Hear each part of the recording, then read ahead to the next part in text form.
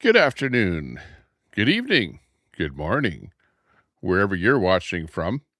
Welcome to the Tommy Temper Show. We're coming to you live from the elm-lined streets of Old Strathcona here in Edmonton, Alberta, Canada, and it's a beautifully rainy day out there. It was a little bit windy, and it's kind of going to be windy a little bit later. But hey, we're coming to you live here. Good to see you all. Thanks a lot for joining us here today. Hey, ladies and gentlemen, Alberta's We've got a good show for you here today. Stay tuned.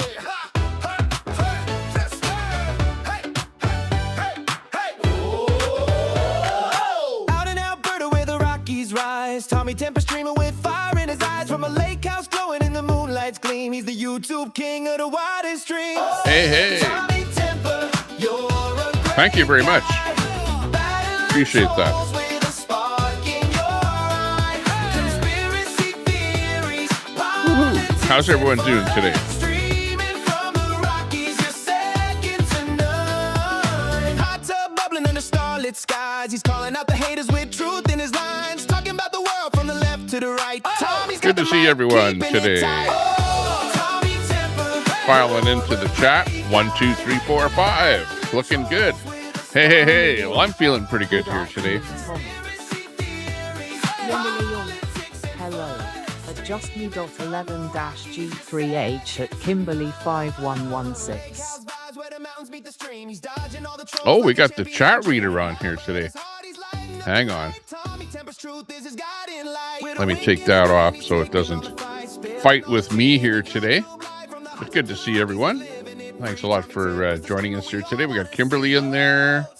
We got Jen in there. More people popping in. Looking good. Appreciate that. Let me just go in the back end here and turn a couple of switches on here. I have to do that with every stream. Stand by.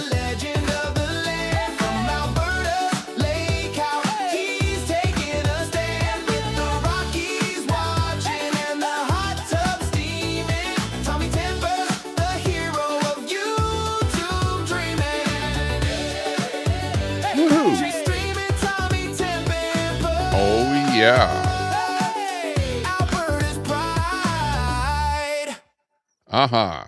Well, thank you very much for joining us here today. We appreciate your company. And yeah, we've got a few things lined up to talk about here today. There's no doubt about that. Let me just save this a little bit. Go over and make sure that my live is looking okay. Just hang on a second. Let me make sure that my live everything looks okay. Oh yeah, even sound okay. I can hear my audio coming back, feeding back into the stream here. Looking good. If we got a mod in the chat there, a super mod that can turn on 1 minute before you can actually comment, 1 minute of subbing, that'd be good. Give us a thumbs up, give us a like or join the channel, whatever. We're doing pretty good there. Oh, actually, yeah, I lost about 100 subs there the other day when I was streaming, and I found out that people all over the internet were losing subs. Something was going on with the algorithm with YouTube, and whatever. People were just plain losing subs. Nancy, thanks a lot for subbing. Appreciate that sub. See you popping in there. Thank you very much, Nancy. Good to see you. And yeah, it's kind of an interesting day here today. Let's start off with a little bit of news from the United States here, actually. Actually, one of the things I wanted to talk about was, let's start here with Alberta here first, as a matter of fact. Here in Alberta, there's going to be an announcement here today. I just got this through the grapevine. I don't know if it's true or not, but I guess we'll find out here later today.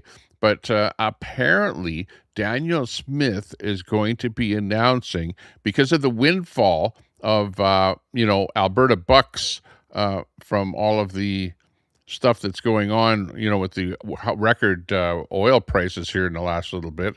She's apparently going to be giving every Albertan a check. Now, I don't know if that's going to be over 18 or whatever it is, but we're apparently going to be getting some kind of a dollar check, some bucks back from the Alberta government. Danielle Smith is going to be doing that. Now, some people are saying, well, maybe this is akin to vote buying or something like that. Maybe she's slipping in the polls, and politicians do stuff like that, you know, when they're slipping in the polls, they start giving perks to the people that do the voting, like myself. And well, we're going to see later on today, because she's going to be announcing whether or not there's going to be some money, some checks to people like me that live in Alberta here. So that'll be a good one. If you remember, there was a guy by the name of Ralph Klein that, I don't know when it was, back quite a few years back, when he was the premier of the province. He gave out what everyone called the Ralph Bucks, right, which is $400. And back then, $400 was a lot of money. You know, maybe it's worth $1,000 here today. Ooh, if she's going to match Ralph, she better be giving us $1,000 check or something like that. You know, we need our oil royalties feeding back into my pocket so that I can go out there and buy some new toys out at the lake house or something like that. Some rubber ducks for the hot tub or something. I don't know, but we'll definitely be spending it on something good. There's no doubt about that. Yeah, thanks a lot, everyone that's piling in here. Nice to see you all. I see you all popping in there. We see 12 men in there. Good to see you. We've got Ayatollah of Alberta popping in there, looking good. Lobster Jeff, you're looking excellent. Thanks a lot. Edward Cam in there. Woohoo, looking good. So, so that's the biggest item on the board here, is that we might be getting some money. So watch for that announcement that'll be coming. I didn't really find much news about it, other than just the fervor of people talking about it through the grapevine, you know, that that's going to be happening. So we're looking forward to that actually happening. Down in the States, there's been a bit of stuff happening there with regards to Antifa. I noticed that there were apparently some people arrested, some Antifa-type people arrested down in the States. And let's hear that first story about that.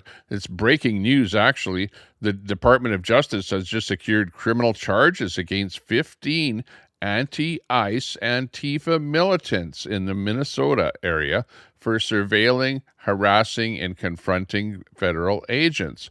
And if you remember, there was some people that were stealing some stuff out of ICE agents' cars, right?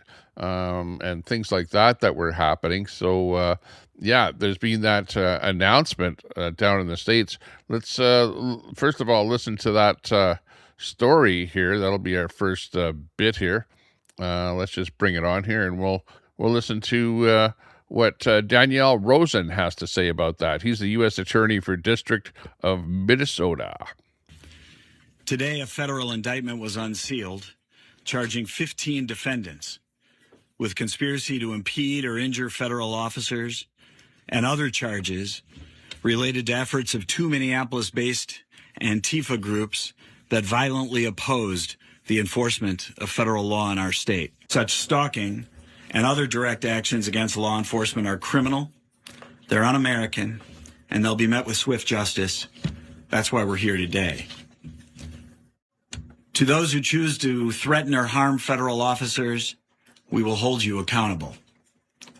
We will defend federal officers, we will protect the public, we will enforce the law. Today, a federal indictment was unsealed. So there you go. That's the announcement. And of course, Antifa didn't take that announcement lightly, because they ended up doing their thing. You know, they do what Antifa usually does, and we've got this one coming in here that's of course, pretty typical of what Antifa might be doing. Antifa is they basically losing their minds because of their comrades that were arrested. There, and some people are saying, well, every single one of them should be arrested. This is outside of the building, I think, maybe where they were arrested or something, but ICE is at this building here, and let's look at what Antifa is up to there.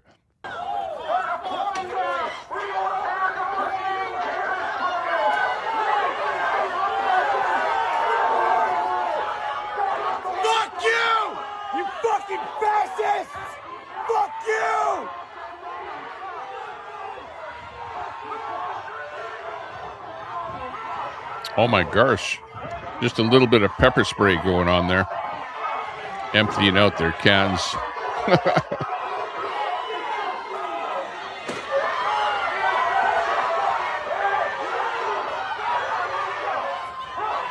you! Fuck you! You fucking fascist Nazi fucks! Somebody's fucking head. They fucking threw this at people's heads. They fucking hit right there. Inside. Wow. As you can see, yeah, Antifa was not too happy about that. Yeah, what do you expect? You know, this is like ongoing stuff here with Antifa. They're like, whatever is going. It seems like there's been a bit of an uprising with Antifa ever since Donald Trump has been elected, and well, he's basically been given a big push on ICE and stuff like that. You know, Antifa. Some people say that they're funded by a guy by the name of George Soros. I don't know if that's true or not. People in my area, you know, they've told me, no, we don't get money. Well, at least up here in Canada, you know. But you can imagine that there is some kind of funding potentially, probably going on. I don't know. Elon Musk is, you know, he's not happy with the whole thing either. Elon Musk declares an all-out war on George Soros, vows to crush the globalist billionaire. He spends half of his wealth influencing elections and paying professional protesters and rioters. It's about time someone showed him how powerless he can be. It's about time that somebody did something. Elon Musk declares an all-out war on George Soros. He vows to crush the globalist billionaire. Yeah, he spends half his wealth influencing elections and paying professional protesters and rioters. It's about time somebody showed how powerless he can be. Yeah, just to read that double. And yeah, I'm pretty much, you know, I've been watching this whole thing for, you know, quite a number of years here now. And, you know, all fingers point to him as being the money man on the whole operation. And, you know, he's probably still doing it to this day, to the point that Elon Musk is getting pissed off at him and using X to call out George Soros, as you can see. So, yeah, I kind of agree with Elon Musk that it's about time that somebody does something about the guy that's funding the whole thing. You know, I don't know whether or not they're going to be able to prove that there was any kind of a RICO type racket thing going on in the States with the Antifa that members that have been arrested. Of course, people are going to go, oh, well, can't be Antifa members because it's not a thing. Remember, Biden said, oh, Antifa's not a thing, you know. It's like typical for what they say. Oh, there's no organization in anything that they do. Yeah. Well, some people say that there's 80,000 people that are organized in Minnesota to be trying to take out ICE in Minnesota.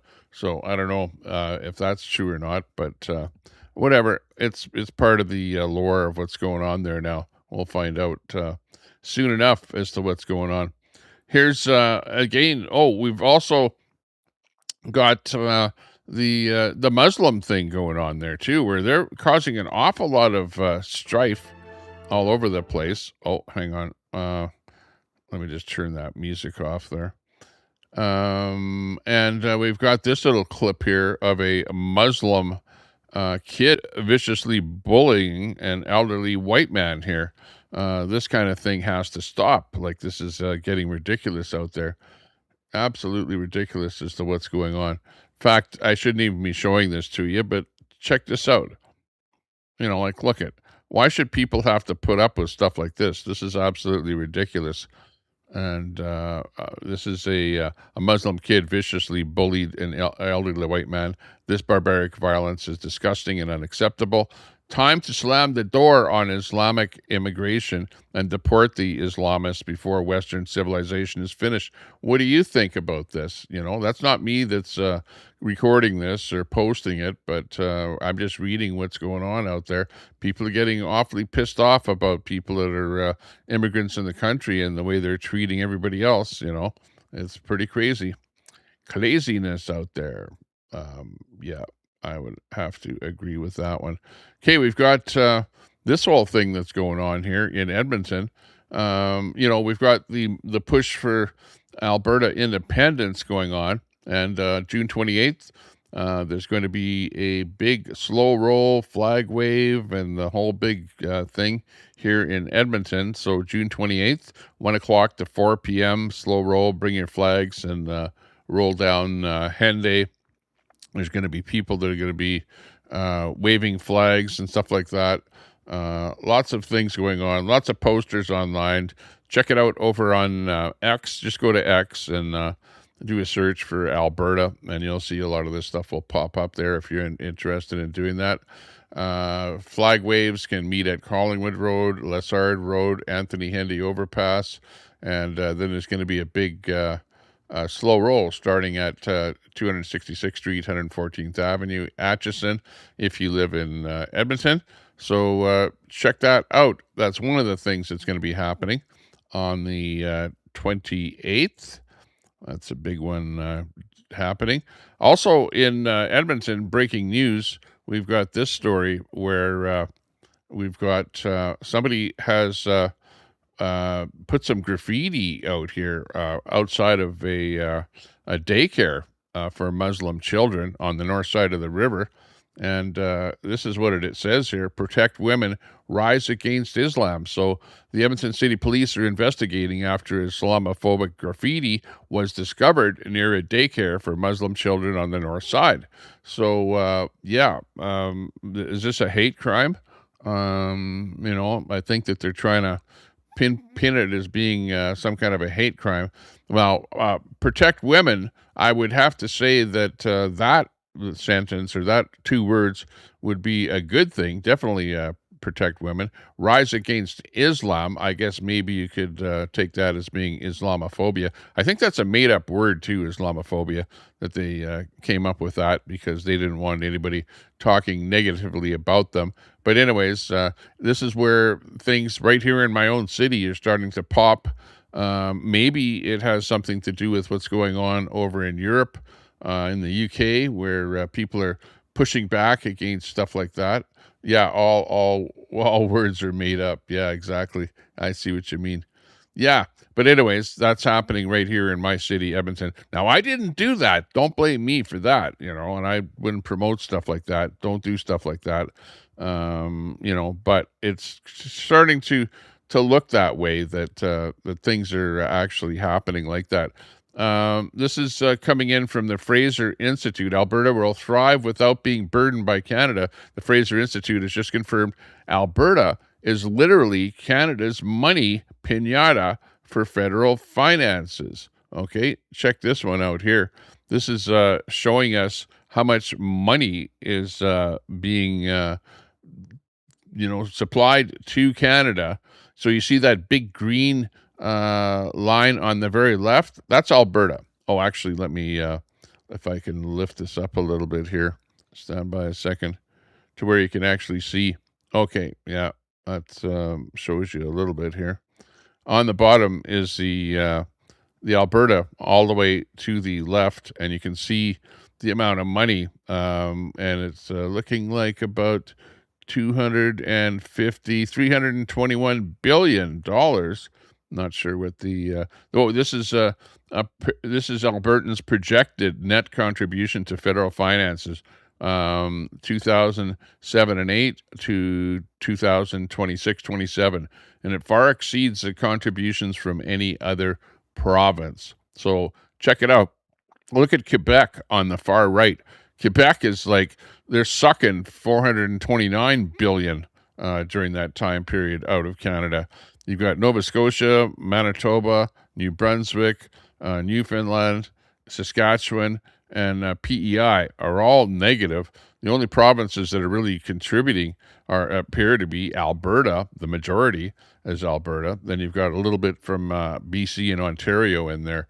So this chart really tells you what's going on here in Canada. Now imagine if Alberta split from Canada. Canada would be screwed, because what are they going to do? How are they going to get their money to pay all that debt?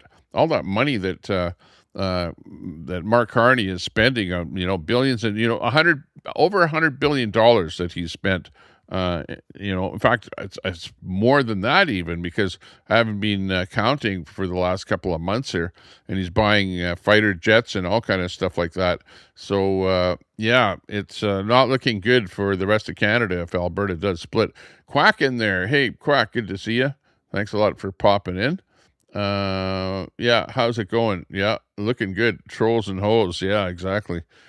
So, this is actually one of the stories that's going on right now, where Alberta is really contributing an awful lot to the well-being of the rest of Canada.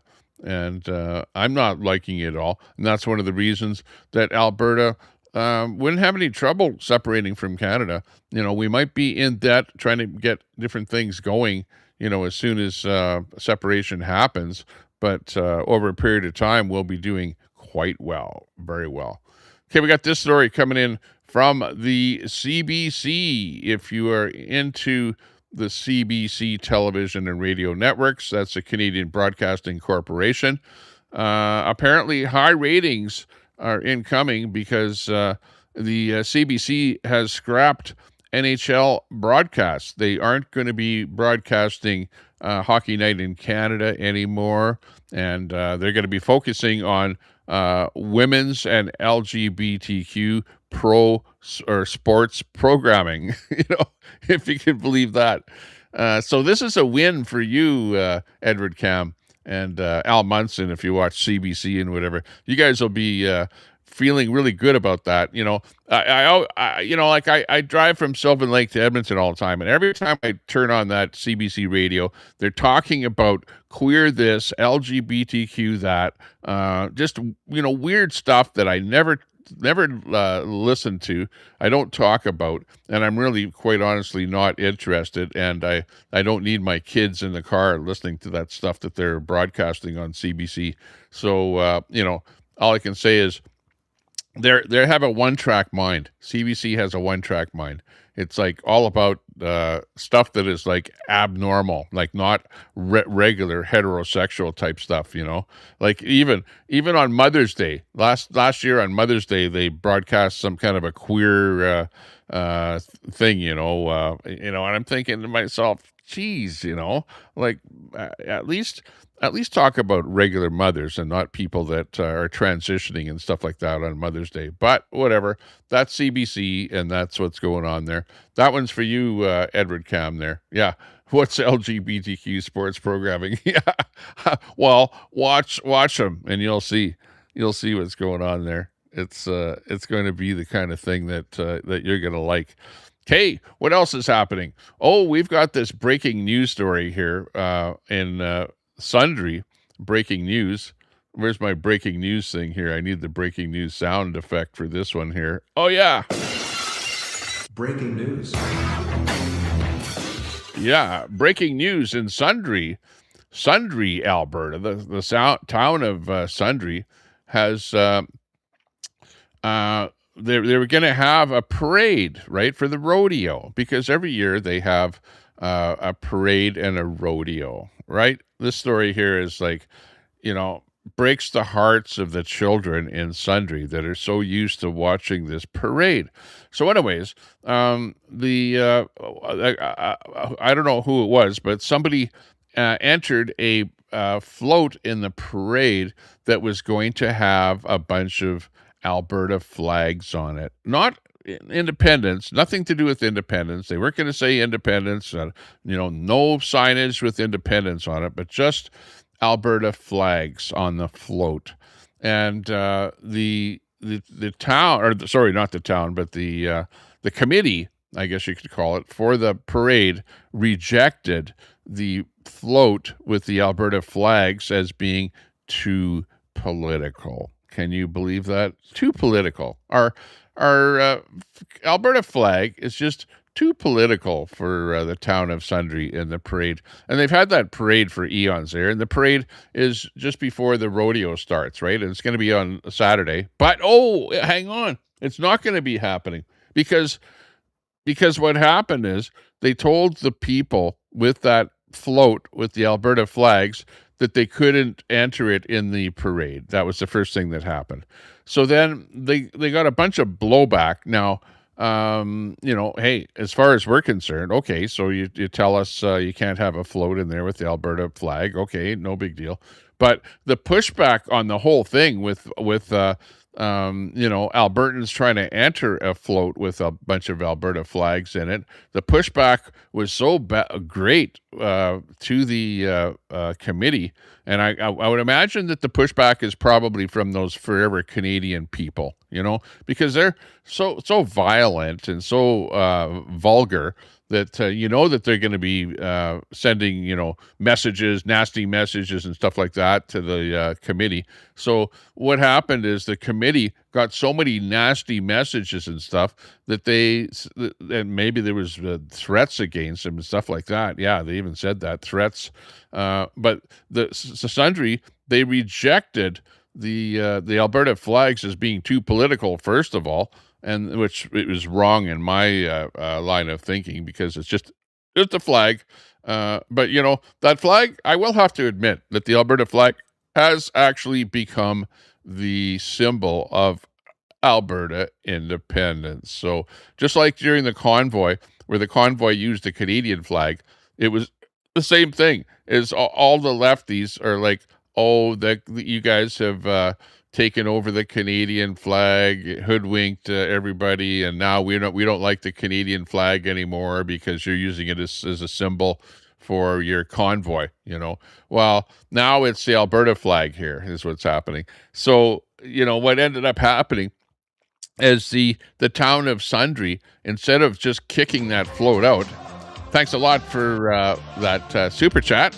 Hey, appreciate that. Thank you very much. Phoenix Tide. Canada's Whoa. next move: remove Jesus from church to support less recognized minority Satanists. Yeah, exactly. That's probably what'll end up happening. Canada's next move is to remove Jesus from church to support less recognized minority Satanists. Ooh, yeah, that might be what'll end up happening. Thanks a lot for that super chat. Phoenix Tide in there. Woohoo! Big ups to you. Thanks a lot. Yeah. So what ended up happening is that the town of Sundry has said, okay, because of all the blowback on this thing and because of all the nasty comments that we're getting and stuff like that, we're just going to cancel the parade. So the town of Sundry is going to cancel the parade. Oh my gosh. And all the children are no longer going to be able to see the parade. That's who actually is going to be suffering on this whole thing.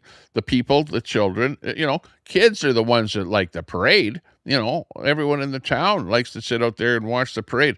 But because of the blowback, and it is probably the lefties that are in there doing that, because I can't see the right-wingers are going to get, upset and give threats to the town for the whole thing. So what's going to be happening here, interesting enough, is that on Saturday, there's going to be a group of people from Calgary and another group of people from Red Deer that are going to be driving in two separate convoys with a whole bunch of flags on their vehicles, and they're all going to be showing up in Sundry, okay?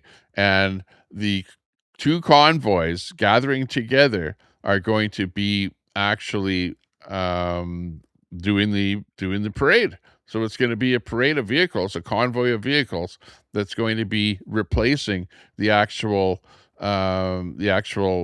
parade in Sundry. Now, there's also probably going to be a couple of floats, because I think that some people are being invited to have their floats in the parade as well. Maybe some of the original floats are going to be there. So it'll be the Independence flag wavers that are going to basically do the parade for Sundry. And I am seriously thinking of going down there and being part of that parade. I'll be in Sylvan Lake on Saturday, I believe. I will. I'm not sure, though. But if I am there in Sylvan Lake, well, it's about an hour drive to the southwest of Sylvan Lake to get to the town of Sundry. And if I do go there, then I'll be going live on Saturday. And we'll be videoing the parade so that you'll see that on our on our show. So look forward to that happening. That's one of the big things happening with the parade. Let's see. So yeah, Albertans will be getting some money. We've got the Sundry parade thing going on there. It's actually, some pretty exciting stuff happening. I'm looking forward to that happening myself. Let's say whoop whoop, big ups to that one there. We've got some myths about Alberta independence here. Some things going on here. Number one is the myth is that Canada owns the oil. No, Alberta owns the oil. That's what the whole thing is about. The truth is, Alberta owns and controls its natural resources and the royalties and development under government jurisdiction. But what's happening with the royalties is the royalties are being hoodwinked from Alberta, funneled over to Ottawa, and meanwhile, we're running negative deficits. The other thing is support for Alberta independence is just a fringe minority. No, 300,000 people actually signed the petition to go for Alberta independence. So it's not just a fringe minority, that's for sure. It's actually a pretty big group of people. The next untruth is Alberta would fail because it's landlocked. Yeah, people are saying that. Oh, you guys aren't going to be able to do anything because you're landlocked. There's no ocean or whatever. We're already shipping oil to the coast. We've got the railway. We're shipping rail cars of oil. We've got the pipeline down to the States. They're building another pipeline down to the States. So, we're able to actually get our oil and our natural resources out to the people that really want it, even though our province itself is landlocked. And there are plenty of countries over in Europe that don't have any tidewater. Go take a look at maps and you'll see plenty of countries do quite well over there. And Alberta will do exceptionally well. Our economy gives it leverage, export power, and strong negotiating strength for trade, access, and energy corridors. We've got corridors that are happening here right now, and we can even expand on those corridors. And the other one is Crown land doesn't belong to Alberta. And the truth actually is Alberta administers most provincial Crown land. And that federal scarce message, or scare messaging rather, distorts the reality. So, yeah, there is some Crown land in Alberta, but the other land is owned by the province of Alberta.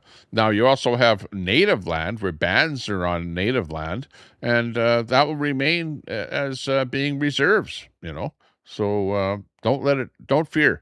Don't fall for those fear tactics that are going on, okay?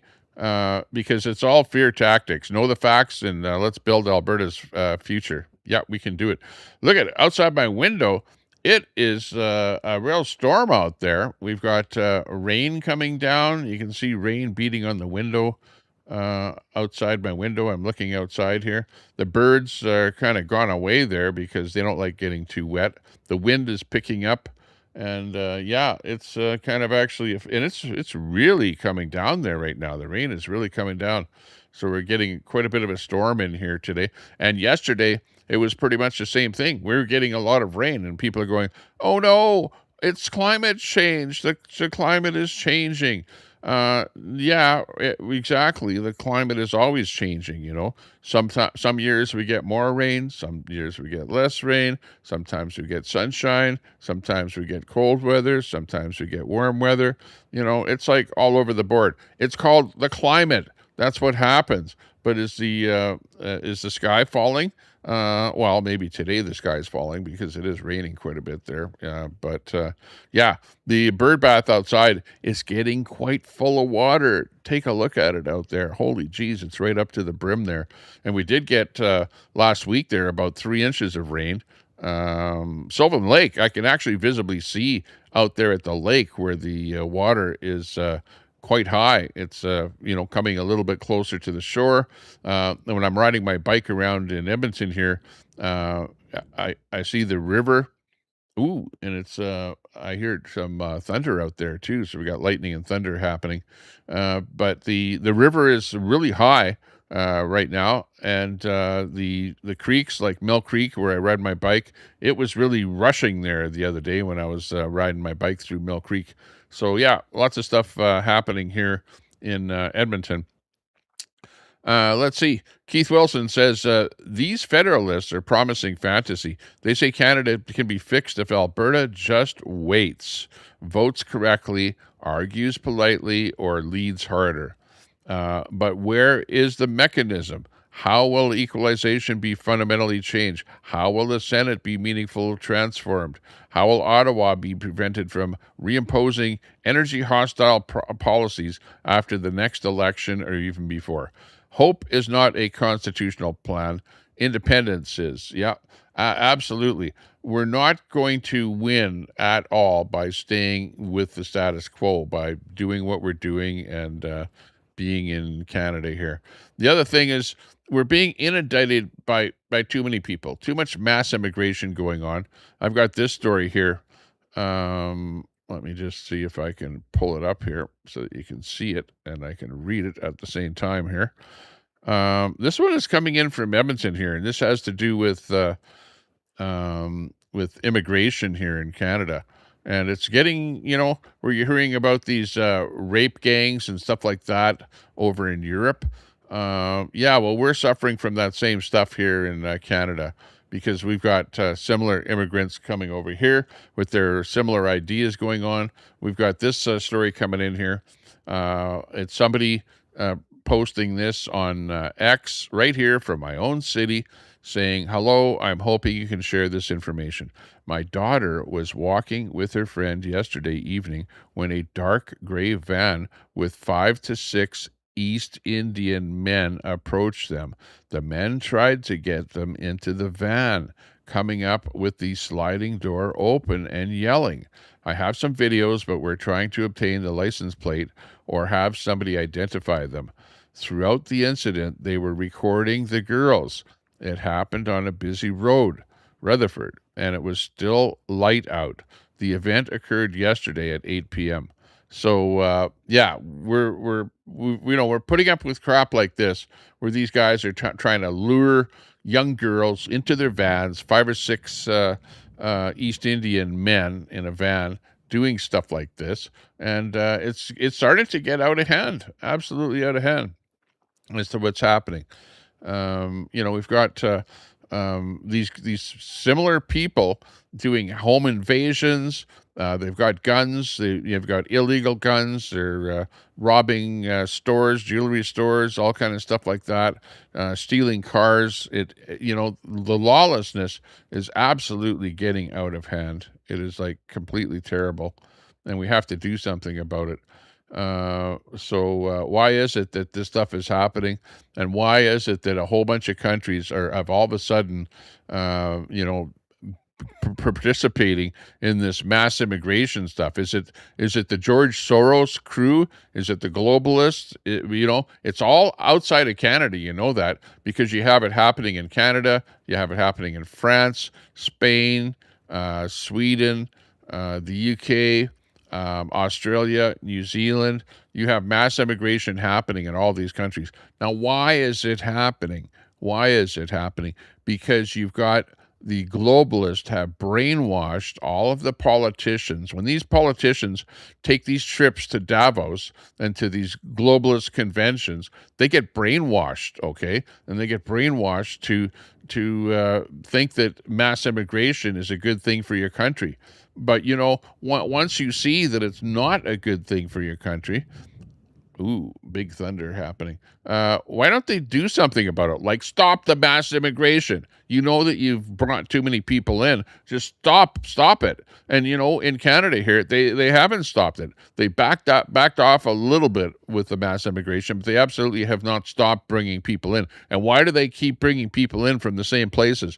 Like in Canada here, it's East India. It's like tons and tons and tons of people from East India. And why aren't they bringing people in from, some of the European countries? Why is it East India? And why is it just literally, I wish I had the graph here too, where it shows the countries where they're bringing people in from, and it's just the graph is like way off the chart for East India here. It's absolutely crazy what the globalists have done to destroy our country. Our fabric of life in our country is absolutely ruined, Edward Cam. You might not think so, but I know so, okay? I'm watching what's going on, and I'm seeing that it's not right, it's not good, and a lot of people are not happy. Is absolutely that's the problem. One of the problems that we have here is what's called equalization payments here in Canada. And actually, we paid Quebec over $100 billion in equalization payments in the last 10 years. Not coincidentally, that's more than our provincial debt. Funny that you banksters want us to keep borrowing money so Quebec can run successive surplus budgets. Yeah, why are they running a surplus budget in Quebec and we're running a negative budget in Alberta here? And we're having to give $100 billion bucks to Quebec. Like, it's not fair. And you know why that they're getting that money? Because they threaten to separate. They threaten to separate from Canada. So they're getting a whole bunch of money so that they won't separate. Well, guess what? We're threatening to separate now in Alberta. And you know why we're separating? Because you're lifting so much money from the province of Alberta. And we're sick and tired of it already.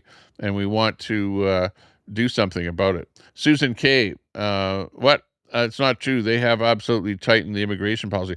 Yes, I'm not saying that they haven't, but they're still letting hundreds of thousands of people into the country, Susan. Look it up. Go look it up for yourself. It's not like they've stopped immigration. They're still probably there's 300,000 immigrants coming into Canada here in this year. So that is not stopping immigration. And when you say, "Oh, they've tightened up immigration," yeah, from 1 million to 300,000, but they're not stopping it. But they have overburdened us with so many millions of immigrants over the last 10 years that they need to actually remigrate, send people back instead of still bringing. Why are you still bringing 300,000 into Canada? Why are you bringing any people into Canada when you've already overburdened us with what you've done? So don't say that. No, that's not right. Yeah, and what they're doing is not enough. It's not enough, Susan. It's not enough. Go walk around. Go take a look. Go see it. Is this Canada or is this a different country? This is now a different country. I don't feel. Look at what the story that I just told you about, where girls are not feeling safe walking around in the city because you've got guys like this that are luring the girls. These guys are like sex starved or whatever, and they're looking for women to have sex with. Women are not feeling happy living in the country anymore. Wow, we had a big lightning strike just a minute ago. I might go off the air. If I do, it might be because we get a power bump or something here because the lightning is really, really close to where I'm at here right now. In fact, you might see a lightning strike with this view out right outside my window here. But things are getting bad. This story about the luring of girls is just one of many, many, many things that are happening right now because of all these people that are coming in here. It's not a good situation. And I'm not trying to pick on any particular people, but it's not me that brought millions of East Indians into the country. It was the federal government that did that. Blame the Liberals, blame Trudeau, and now blame Mark Carney for this stuff that's going on. Remember, it was Mark Carney that was advising Trudeau to what to do while Trudeau was in power. So absolutely, these guys are doing stuff like that. Okay. We've got one country allowed millions of low IQ immigrants to flood in while the other didn't. Yeah. Like, take a look at this here. This is the difference between France and Poland. Take a look. Where would you rather live? France on the left or Poland on the right? Okay. One country has allowed millions of low IQ migrants to flood in. I wonder which one that was. Well, the other didn't. Yeah. And what are we getting here in Canada? We're getting a bunch of people coming in here that are disrespecting our flag. They're burning our flag. They're saying death to Canadians, death to North Americans, death to USA. We're hearing stories of, oh, we're going to take over the world. We want our religion to take over the world. We're letting a whole bunch of people in that are saying stuff like that. You must know that. Have you ever heard that? Have you heard that where there's religions that want to take over the world? Well, why the hell would you let those people that are saying they want to take over the world into your country? Why? Why? What good is it going to do to you? What do you want? Do you want to be living under something like Sharia law?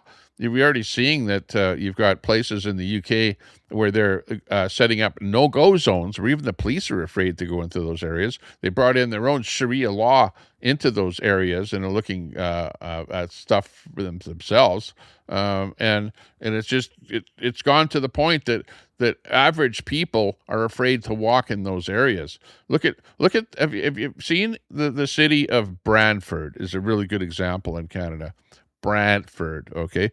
Do some research on Brantford, Canada. Find out what's happening to that city. Find out what regular people are feeling like living in that city of Brantford in Ontario, okay? Really, honestly, Edmonton is not all that much different, really. I look and see who's working at the 7-Eleven store, who's working at the fast food A&W, who's working at the Wendy's store, who's working at the Tim Hortons store, who's working at the at any store at a retail level. It's not regular Canadian people. It's a whole bunch of temporary foreign workers that they're bringing in, or they're immigrants that they're bringing in, and it's like the fabric of the economy has changed. The problem is that guys like Mark Carney, who think that they know what they're doing, are actually trying to increase what's known as the GDP of Canada by bringing immigrants into the country. That's what they're doing. They're going, oh, we have to increase the GDP of the country. How are we going to do that? We have to bring in more immigrants, right? And that's what they've been doing for the last 10 years. They've been trying to prop up our GDP instead of actually working on having people start businesses and produce real things. Maybe put up some tariffs against this Chinese stuff that's coming into the country and start producing more of the stuff ourselves. Maybe we could have factories producing shirts, maybe socks, maybe underwear, maybe blue jeans, maybe all kind of stuff like that. Maybe we could be producing that kind of stuff in Canada instead of buying that cheap stuff from China and putting the companies like, there used to be a company in Edmonton called GWG that manufactured blue jeans, and they got undercut by when we started trading with China, and they had to shut down the entire factory. Hey, that's what's happening right across Canada. Oh, and what are we doing now? We're bringing in cheap Chinese cars. It's like we're gonna build our own cars in Canada here. And then what does Carney do? He brings in cheap Chinese cars. But he goes, shh, hey, Trump, we're only bringing in 49,000 cheap Chinese spy cars. And Trump goes, well, yeah. Yeah. Well, Carney, not a good idea. Not a good idea. If you want to have any kind of an automotive industry in Canada, you don't bring in cheap Chinese cars to undercut any kind of an industry that might flourish here in Canada. We're not going to be building anything in Canada here. And if we're working a deal with China to have them build those Chinese cars in Canada, you know what'll happen? They'll half build the cars in China. They'll ship them over here in a couple of parts, whatever, and just bring over the Chinese immigrants to assemble those Chinese cars in Canada, and it will be no better. In fact, they've done that in South America. They did it in South America, and it didn't work out all that well. Not at all. I was just reading a story about that just the other day. So yeah, we're doing exactly the wrong things in order to increase business and increase jobs within our own country. Instead of putting tariffs up against the cheap stuff coming in from other countries and manufacturing stuff here ourselves in Canada, we're just flooding ourselves with cheap stuff And there's no way that anyone is going to set up shop in Canada to manufacture anything. And in order to increase our gross domestic product, we're bringing in immigrants to do that. Oh my God! Like the government is just so foolish, so foolish. You can't make a country great by bringing in immigrants. That's not the way to do it. You have to bring jobs back home. Bring the jobs back home. Trump has the right idea with what he's doing. He's making America great again by bringing the jobs back to the US of A. Carney, on the other hand, is not bringing any jobs back to Canada. He's not. He's not. Absolutely, he's not. He's doing nothing to do that. What he's doing is bringing in immigrants to increase the GDP. In fact, we're into a recession here in Canada. You know what a recession is? That means that we're not doing all that well. For two quarters in a row, and actually it's been happening. Maybe not 2 quarters back, but we've been doing poorly probably for the last 5 years, not doing very well at all. And we need to do something about that. But, don't worry about it. It's only a technical recession. It's not a real recession. It's only a technical recession because it's only 2 quarters. Wait one more quarter. Wait one more quarter, okay? And then it will be a real recession. I guess we'll see what's going to happen with that. Yeah. Yeah. Susan says, if my cheap Chinese EV doors on me, what? The only thing they will glean is how much of my day is centered around groceries. Yeah, Susan. Well, you'll be driving your cheap Chinese car around town here, and we won't be building any Canadian cars at all because you guys will be buying the cheap Chinese stuff there, and you'll be happy. You'll be doing good. But hey, it's each to his own. And look at the warranty on those Chinese cars, too. I was looking at that. They don't even warranty the whole car. They selectively warranty different things in those Chinese cars differently. Like the battery, they'll give you an 8-year warranty. But on the screen, the liquid crystal screen, the display screen, they're only going to give you a very short warranty on that. Now, why is that? Is it because they know that the thing will probably go bad on you, a lot sooner than 8 years? And the rest of the stuff in there's lots of things that you're going to get really crappy warranty on because they're coming up with their own warranties, and they're going to be way poorer warranty on the Chinese vehicles than you find with North American cars. So be careful when you buy that Chinese car. Look very carefully at the warranty and understand that it's not good. Okay, what happened? In the States, we had the thing that happened with the MAGA supporters. Were really happy because they had the 250 thing happening in front of the White House, and it was lots of action going on. We had stuff like this happening where we had lots of entertainment. You had bikes and whatever flying in the air, and we had some kind of MMA type fights going on there, like lots of stuff. Trump had a big thing going on there, and it was actually quite a spectacular thing that was happening. Absolutely. Hang on, but before we go to that story, let's come in with this story here with the Muslim Brotherhood, and let's listen to what they have to say here first before that. The Muslim Brotherhood, which is leaders, and they openly explain how they plan to take over America and Europe. Maybe you haven't heard this before, and you're going, nah, keep on with the mass immigration. Keep bringing them in, and you maybe haven't heard what's actually going on here. Let's listen to this little story here, this quick little quip here about the Muslim Brotherhood here. Okay, what do they have to say? Let's hear how nice they are here and how they might be affecting your life here.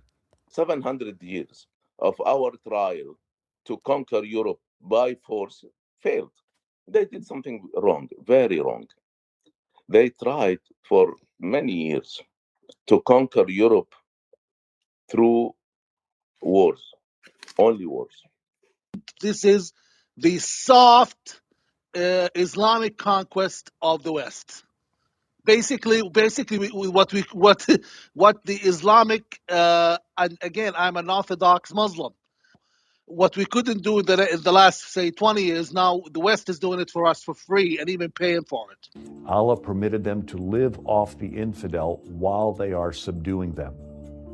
So it had sort of a parasitic type of attitude where they can live off of the host country, where their goal is to eventually eradicate the host culture and supplant it with Islam. 700 years of our trial to conquer Europe by force failed. They did something wrong, very wrong. They tried for many years to conquer Europe through wars, only wars. This is, You see? Are you listening? They tried to conquer Europe through wars, and it didn't work. So now it's a soft invasion is what they're actually doing. And I'm not making this up either. You know, you guys might go, oh, you're just fear-mongering, whatever, blah, blah, blah. But now there's a much easier way. We can peacefully infiltrate via immigration with the help from naive Western governments and voters, just like you. Are you naive? Are you going, oh no, don't worry about it, you know? And you know, there are going to be those of you that say, well, no, I have a friend and my friend is such a nice person, okay? It's a numbers thing. It's a numbers game, okay? The nice people are nice for a certain amount of time until the numbers are there. Have you seen the pictures in places like Toronto, the larger cities where you have larger numbers, or in Montreal, where they go out into the streets and they show force by all praying in the middle of the street, where you see literally hundreds of people blocking traffic, taking over, showing their numbers, showing their force, and praying out in the streets. Have you ever traveled to a Muslim country? Have you ever seen them praying out in the streets in the Muslim country? No, because they don't do that. They don't do that over in their countries. They don't. They go to the mosque. They pray in their mosques. I've been to lots of Muslim countries, and I've never once seen, 50 or 100 or 200 people praying out in the streets in a Muslim country. Never, ever. So why are they doing that here in Canada? Because it's a show of force. They want to show you and I that they have the numbers. They're not just a small potato thing that's going on, and that there's more and more of them happening all the time. And, they don't just have small families. It's just not a guy, or a married couple. You usually have lots of kids, lots of children. So they're coming in and they are populating like crazy. And just like these guys are saying, it's a soft takeover that's happening. And, you guys, everyone is going to say, yeah, well, Tommy Temper, you're racist for saying that. Call me whatever you want, but I'm not racist. I'm just pointing out exactly what's happening. You can believe me or not believe me. I'm not trying to be racist in what I'm saying. I'm just plain pointing out the obvious. Some of you don't understand what's going on. Some of you have never heard this before. Some of you have heard it, and then you go like over your head, where you go, oh, wow, you're just crazy and you're a conspiracy theorist and blah, blah, blah, the rest of it. But take it at face value, or, if you don't like it and you're just going to hide under a rock or hide in your house and you're not going to go out shopping and see what's going on, go out shopping. Go shopping once in a while. See who's out there. See what's happening. Go over to your Costco store or to a Walmart or any kind of a, big box type of a place and see who exactly is there. What's happening to your country? Is your country the same as it was? or has it changed? Okay, and is it changing? Are we experiencing a soft takeover to where eventually, once the numbers are there, and once the people have taken over our governments, that's why I say you should be born in your country in order to be a politician. Okay, because what happens is you have the newcomers coming into the country, and then they right away jump into your government, and then they start pushing stuff in the government. Like one of the things that they've pushed, I noticed that, which was a few years back, is they pushed in Islamophobia laws. Well, why would they do that? Why? Do we have Christian laws? Do we have, stuff like that where you can't talk badly about a Christian?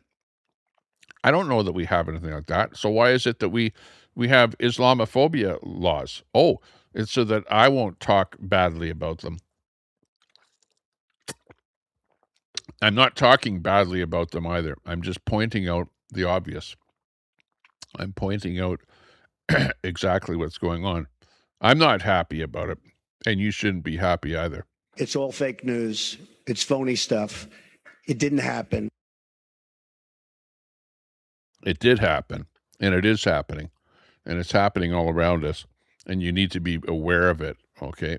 Don't be just, like I say, hiding with your head under a rock and not, watching exactly what's happening. We need to be more aware of where we live and what's happening to the land that we live in.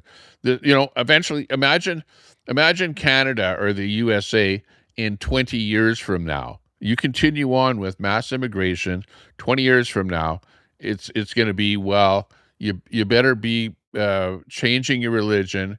Christianity will no longer be here. And it really doesn't matter whether you're Christian or not. And a lot of people, they say stuff like, yeah, well, you're a white Christian nationalist or whatever. My background is Christian, but I don't go to church every day. I have Christian values. I would say that I have Christian values a lot more than I have Muslim values. And remember what Carney said? Carney said Muslim values are Canadian values. Well, what? Sharia law? Do you want Sharia law? Do you want to be wearing a burqa? Do you want to be wearing a letterbox like this where your eyes are looking like this? And I saw 2 women wearing letterbox burqas in the last week, okay? One of them was outside of a convenience store where her hubby or whatever was walking with her down the street. And another one was I went for a bite to eat in a chicken joint. And, the 2 of them show up there, and she's all dressed all in black with just her eyes like this looking out of her outfit, and she didn't even look at me, she was afraid to look at me. And apparently she's wearing that thing so that her hubby, doesn't, or her hubby is able to control her and make sure that no man even looks at her. And do you want that? Do you want to be wearing that kind of a thing? Is that the society that you want to be living in? That's what they're fighting for over in Iran. Iran was taken over by the Islamic regimists. They were Christian. The Persian people in Iran were Christian people. They were taken over by the Ayatollah Khomeini and his Islamic regime, and he forced the Islam way of life on them, to where the women were wearing miniskirts, bikinis, and having fun and dancing out in the streets and doing all kind of stuff.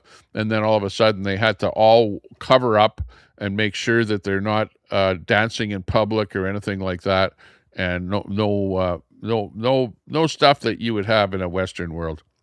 So yeah, pretty crazy. Craziness. Oh, hang on here. This is a weird one here. Oh, it's such a October.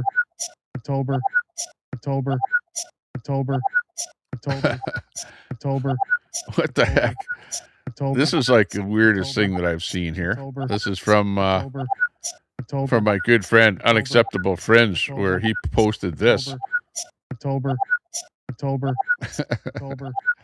And I don't know why he posted that, but go watch it if you haven't. Oh, he did an interview with Danielle Smith, the other day on Friday. It was, eh? So it's over on Unacceptable Fringe's channel. So go over there and watch that interview with Danielle Smith. And actually, I watched it, and it was a pretty interesting interview. It's not here. He didn't post it on here. October. But he posted that where it's over on there. Apparently, he thinks it's over for Daniel Smith. And Daniel Smith is going to be giving us the money. We're going to be getting a check from Daniel Smith. Everyone in Alberta is going to be getting a check from the government, and it's supposedly going to be announced today. I don't know how much that check is. The last check that we got was $400 when Ralph Klein was the premier of Alberta. So we'll have to see. But too bad that you don't live in Alberta. Oh, I'm so sad. So sad that you're living in Ontario, because all you're going to get is Doug Ford pouring a bottle of booze on you. You know, you might be going like this. Keep your mouth open when Doug Ford pours out that bottle of booze there. Maybe you might get a glug of it or something like that if you live in Ontario. But if you live in Alberta, we'll be getting some Canadian bucks while we're still in Canada. We'll get some Canadian bucks. I wonder how much we'll get. Will we get $500? I wonder. Maybe I'll take it and go to the casino and see if I can parlay it to 1,000 or something like that. That would be good. We'll have to see how much we actually get, but I'm looking forward to that announcement. Ooh, and I'll have the cash in hand here as soon as that check arrives at the door. But otherwise, we're definitely going for Alberta independence. And you can see I've got the sign out there. Do you see that Alberta independence sign out there on my balcony, that blue sign right there? Yeah. Well, I've got two of them up on either side of my balcony there. And I've got a blue flag on my truck. And I've got a decal on the back of my truck that says Alberta independence. And I also have another decal that says, like F. Carney. Right? That's a pretty good one. So, we're seeing more and more of these signs going up all over the place. People are putting up signs, Alberta independence signs. They're going up all over the province, all over the place, even in farmyards. People are looking at getting signs up on the side of the road. You've got these big semi-trailers advertising signs and stuff like that. There's going to be some giant signs going up. You've got ones like this that are like 4 by 8 feet, big signs, whatever. So, this whole Alberta independence thing is going really, really good. Send Ottawa a message. Choose Alberta is what some of the signs say. Other signs. Now, we've got various entities that are collecting money from people and coming up with signs and stuff like that. Interesting. Meanwhile, in the States, as you know, Donald Trump had the 250 big thing. They had the big MMF fight that happened there, the big thing in front of the White House. But the Democrats had their own rally. Like you could call it like an anti-Trump rally, or I don't know what you call it, a counter program to the UFC. Oh yeah, it was the UFC, the fight, the UFC, not MMA, UFC. It's like.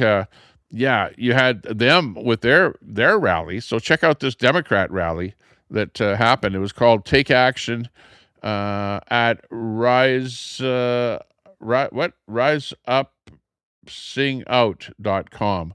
So they had their own rally going on here. This is what the Democrat rally was like. No one is getting left behind this time. No one is getting left behind. Al Munson, this one's for you. No one is getting left behind this time. Cannabis Rex, you're on this side here.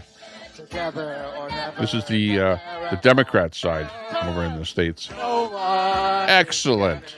Great. Behind this time. No one is getting left behind. Not this time.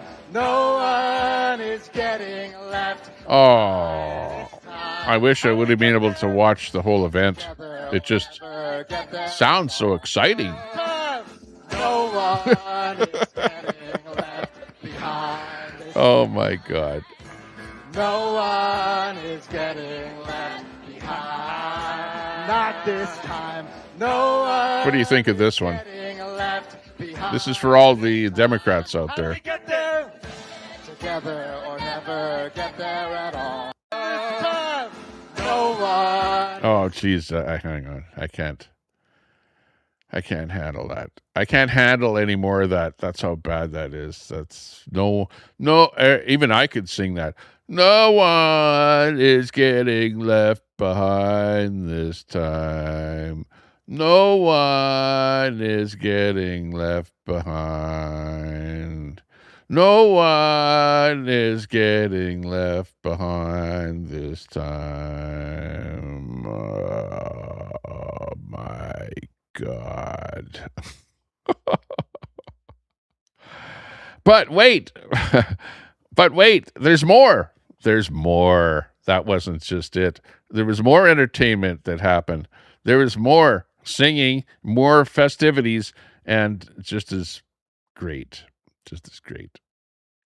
It was a fun time. The Democrat anti-Trump rally that was going on. Let's see if we can put up with this one. Oh, you fascists bound to lose. You're bound to lose. You fascists bound to lose. Hey there, all you fascists. Let me put you straight. When you come for the rest of us, we'll fight you at the gate and you will lose. You fascists bound to lose. Oh, my God. Oh, you fascists bound to lose. You're bound to lose. What's she saying? You fascists. She's calling, it's the Democrats. They put on an act where they're actually calling people fascists. Oh, my God. Fascists bound to lose. Hey there, all you fascists. Let me put you straight.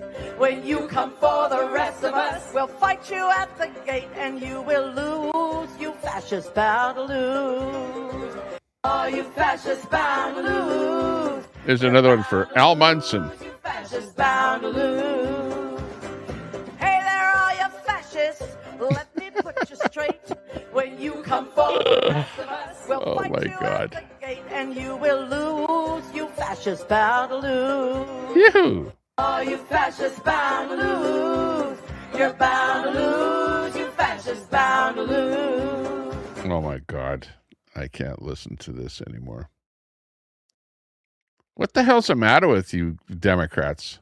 What's the matter with you people? Unfrickin' believable. Meanwhile, Trump, was like, it was like the biggest and best thing since sliced bread, had the jets going over, jets flying and all kind of stuff going on there. It was like, wow, like great times. Meanwhile, these guys are shouting crap about the fascists. Let's check out this one here. This one might have some music. No music. Meanwhile, at the Trump event,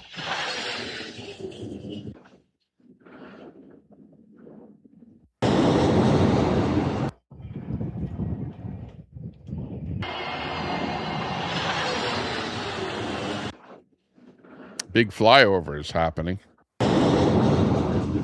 and fights going on in that big in this big thing here that was set up in front of the White House. Flybys happening.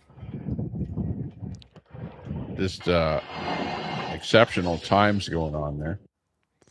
And hang on. Let's see. There was this bit here from one of the fighters here. Now, I'm not really into the fighting thing, but this was actually going on there. Let's see. And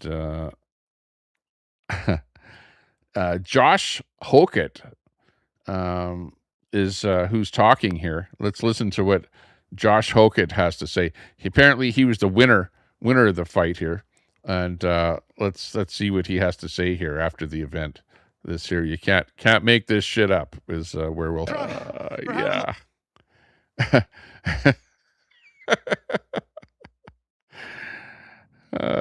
That's funny. Michelle Obama is a man. He had to say that. I don't know. Like, honestly, if I was putting the event on, I probably would have vetted the people that are going to be, in front of millions of people to make sure that, what they said was acceptable.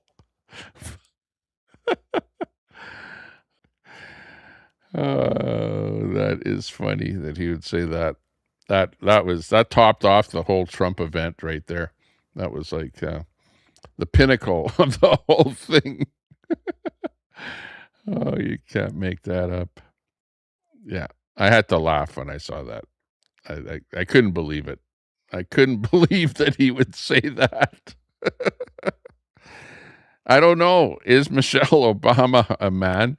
In fact, what about this guy's wife? I'm questioning myself about this guy's wife here because she kind of appears to be a man too, and his kid is a transvestite. So, I don't know. I don't know what the hell's going on there. There's all kind of weird stuff going on with these people in power, The only one I trust as being a regular guy would be Trump. He looks like a regular guy, and his wife looks like a regular woman. But everybody else out there, like, look at Macron and his wife there over in France. Like, you've got a bunch of these people that get into power. Like I said, it's like strangeness that's going on there. Absolutely strangeness. Here's something from a guy over in Iran. Like, I mean, you hear me talking about Iran all the time, right? This is an Iranian who survived Sharia prison in Iran, and he warns the West, Islamification always begins with the left uniting with the Islamists. Okay, exactly what we're talking about here. He escaped tyranny for Canada's freedom, only to watch the same deadly alliance of appeasement and betrayal unfold across the West.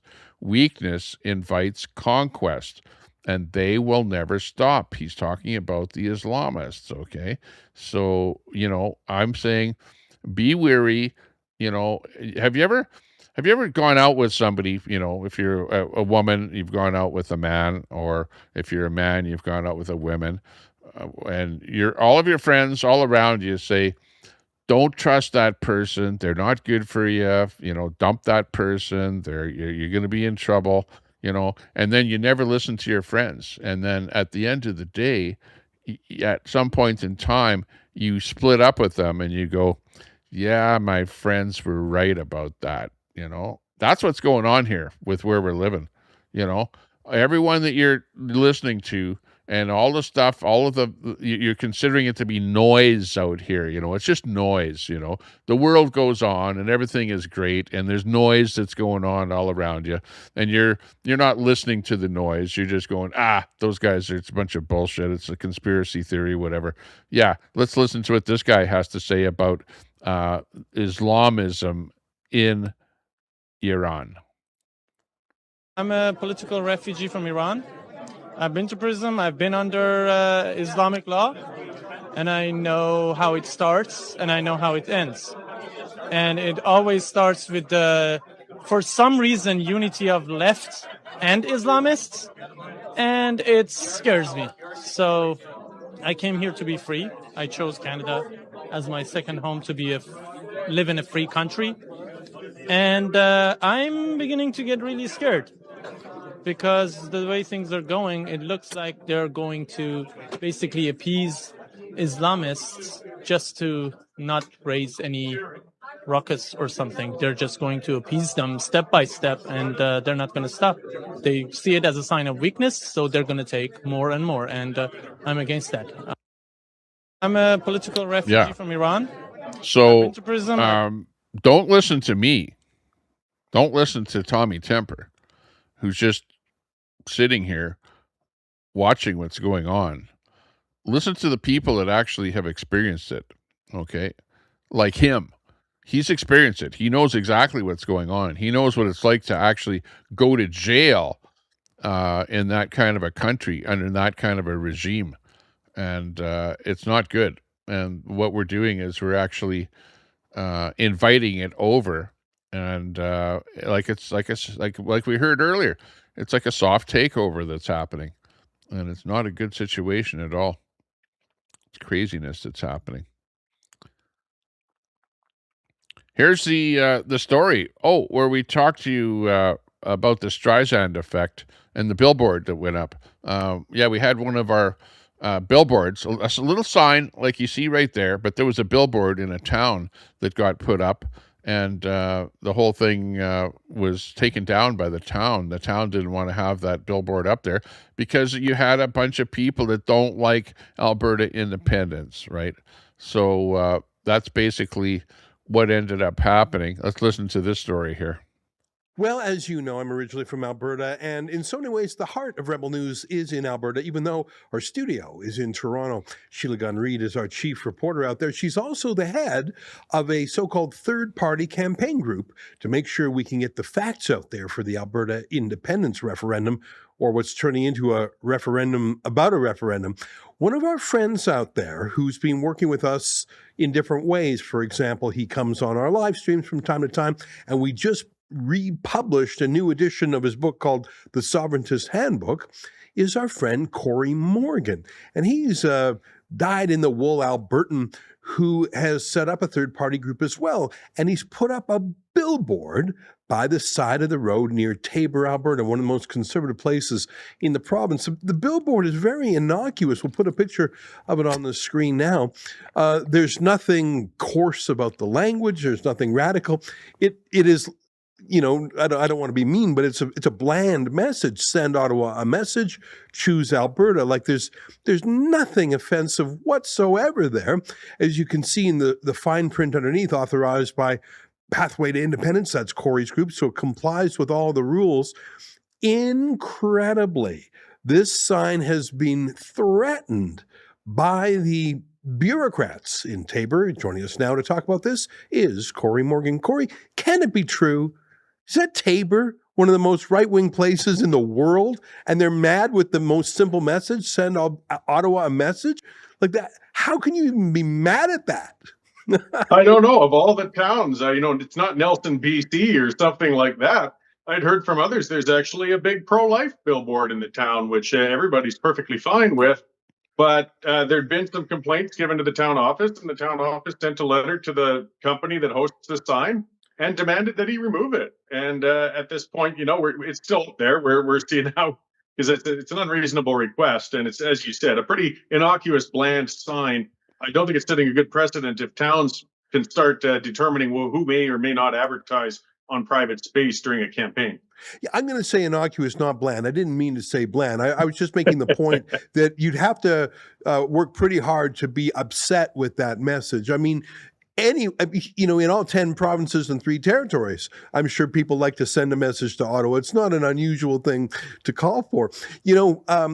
When it comes to freedom of speech, obviously a private sign, as long as it's not breaking the law of obscenity or something, or defamation, it should be left alone.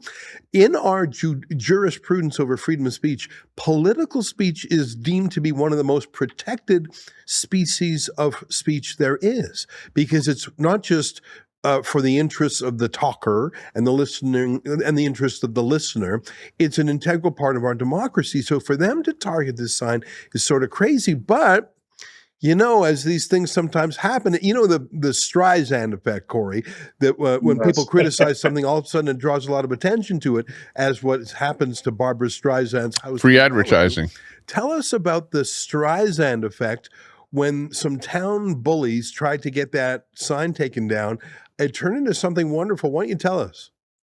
Well, since this has happened, I've done some things that are pretty rare. I've done some legacy media interviews as well, and they typically like to pretend that our, type of advocacy doesn't exist.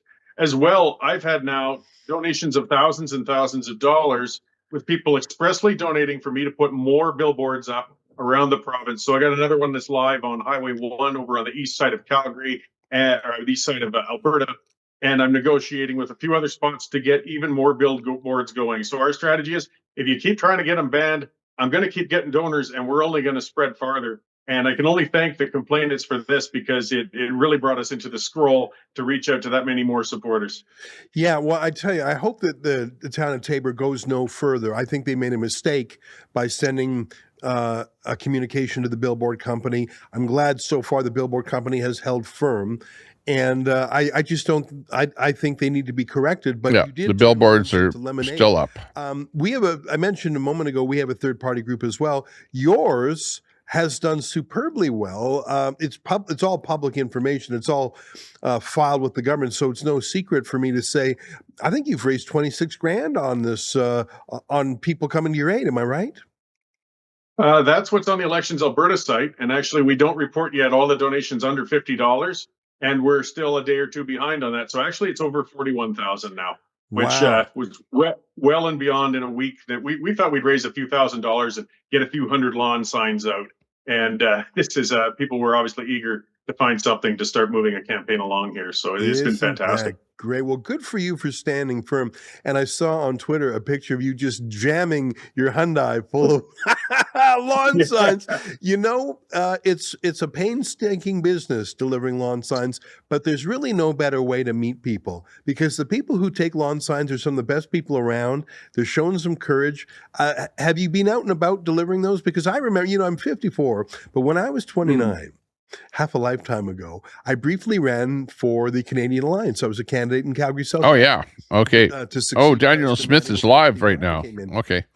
Actually, let me go and try and find that live and see if I can bring her up here. Hang on a second. So that they can share in the royalty increases that are taking place in the province. As for the $9 billion deficit, it's too early. Let me just see where of rising costs. It is at here. Okay. Yeah, we'll bring that up, that clip with Daniel Smith live. I'm here with Jason Nixon, President of Treasury Board and Minister of Finance, RJ Sigurdsson, Minister of Affordability Utilities, and Jeff Dyer, CEO of Trellis Society, to talk about our government's latest actions to make life more affordable for all Albertans. All across our province, families are feeling the pressure of rising costs, whether it's groceries, rent, utilities, or fuel. Many Albertans are asking the same question: how did life get this expensive? The fact is, there isn't a single cause. Costs are high thanks to a combination of global, national, and provincial factors that have all come together at once. Here in Alberta, for example, rapid population growth has been putting pressure on things like housing, infrastructure, and services. When demand rises faster than supply, you see prices climb. Globally, higher prices for oil and gas are increasing costs for fuel and utilities. At the same time, those stronger... Hang on a second. If you look closely, she's at a location where there's a whole bunch of gas pumps behind her. It looks like a bunch of antique gas pumps. I wonder exactly where she is, where that setting is there behind her. But obviously, she's going to be talking about reducing the price of gas, okay? So that'll be putting some money in our pockets. I wonder if she's going to be actually delivering us a check in the mail as well. So let's listen to this. Prices mean Alberta is seeing increased revenues that help support the services that Albertans rely on every day, like schools and hospitals and roads.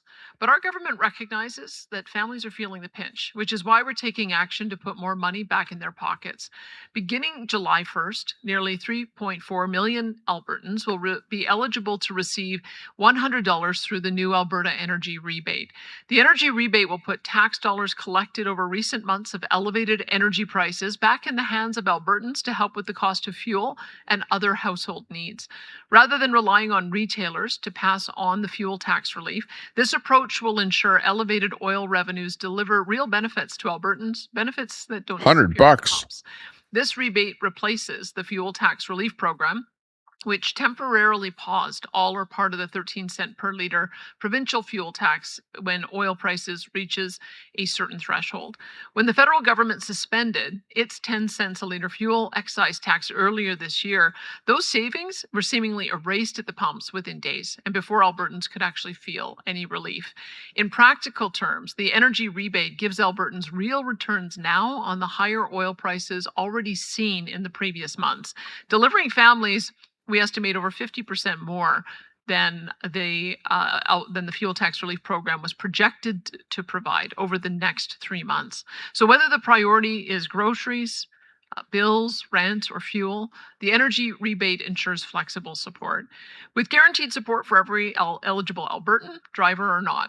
On top of having the second lowest taxes on fuel in the country at 13 cents a liter, Alberta's competitive low tax environment has also helped to keep the average fuel price relatively lower than the rest of the country, 156.3 cents per liter, compared to the Canadian average of 171.2 cents per liter. But there is more to do. While some things are beyond our control, we'll continue to find ways to help Albertans cope in the face of rising prices. We're engaging with grocery retailers to find ways to address the rising cost of essential food items, and we continue to focus on long-term affordability, including lowering personal income taxes so families save up to $1,500 per year, cutting red tape, and working to promote a strong and growing economy that creates more jobs, opportunities, and stability, and put real dollars back into the pockets of Albertans. I'll now turn it over to Minister Jason Nixon to share a few more details about the program and also detail how Albertans can receive the rebate. Wow. Well, thank you, Premier, and good afternoon, everybody. When oil prices are high, everyone feels it, not just at the pumps, but in the price of groceries, utilities, and everyday goods. Albertans deserve relief and the freedom to use the relief where and when it matters the most for their families. That's why starting July 1st, Alberta's government is putting direct, immediate support into the hands of nearly 3.4 million eligible Albertans through the Alberta Energy Rebate. Every eligible Albertan will receive a guaranteed $100 payment. A 2-adult household will receive $200, and families can receive an additional $100 for each eligible adult child and family member living in the same home. We trust Albertans to know what their families need most, whether the pressure is on groceries, rent, bills, or fuel. The Alberta Energy Rebate ensures the choice. Adult child. We hope peace deals advance between Iran and the United States. We know how volatile global. Hang on. So for me, where I have 2 children that aren't adults, I'll get $100 for me and $100 for my wife, but nothing for my 2 kids because they aren't adult children. So $100 per adult, I guess, in a family. So yeah, well, it's better than nothing, I guess. You know, what can I say? Plus, fuel is cheaper here in Alberta than it is in most of Canada, but I think it's probably cheaper than in the States. So yeah, this was something that we knew that was going to happen. But I was hoping for a little more than that. That's for sure. Like Kinna says there, yeah, $100. Yeah. I'll be taking my $100 to the casino and seeing if I can parlay it to 1,000. Okay, let's see how that works out. Conflicts and reactive oil markets can be, and the major impact they have already had on the costs to Albertans. We have seen average prices of gas in Alberta over the past month alone from lows of $1.50 to as high as $1.80 just over a month. The Alberta Energy Rebate, yeah, 170 is a good number. During recent months of 169 prices and returns it directly to the pockets of Albertans, so they can see relief now rather than waiting for relief to hopefully materialize at the pump. The reality is that the government has very little ability to influence gas prices, and when gas is sitting above $1.60 a liter, whether you're paying 13 cents in fuel tax or not, that's what Albertans notice. We saw that when the federal government suspended their 10 cents fuel tax this year, those savings were erased at the pump within days before Albertans could actually feel that relief. And with price fluctuating the way they are now, provincial tax relief can disappear just as easily before anything actually benefits. The Alberta Energy Rate delivers relief immediately and avoids that volatility. On average, eligible Albertans will see over 50% more savings per person than the fuel tax relief would have provided, especially if oil prices continue to drop. And unlike fuel tax relief, this rebate reaches every single Albertan, driver or not. This includes seniors, vulnerable Albertans, transit users, and remote workers who would not have seen 1 cent from fuel tax relief, but are still dependent on increase in affordability prices because of the price of oil. Any Alberta resident 18 years or older who has filed the 2025 tax return and has a household income of $225,000 or less is eligible. That's around 70% of Albertans, 85% of adult Albertans, 3.4 million Albertans to be specific. Albertans that are receiving the Alberta Senior Benefit, AISH, ADAP, or income support will automatically be enrolled. No application needed. Starting July 1st, all other eligible Albertans can apply through the secure online portal available at alberta.ca. The application window will run until September 30th, and we want... Yeah, you're right, Big D. We'll get $100 each and cost $600, and well, definitely we'll be paying for administrative fees. They should have just reduced the price at the gas pump, is what they should have done. Then there's no administration fees, you know.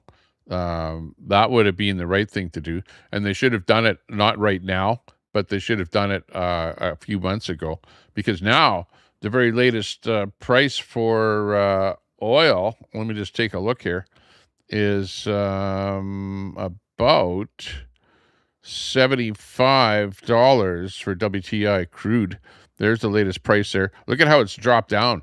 Trump announced that he's got a deal with Iran, and do you see how just in the last little bit there, the price of oil has dropped down, and it's kind of staying down too. It hasn't popped back up again.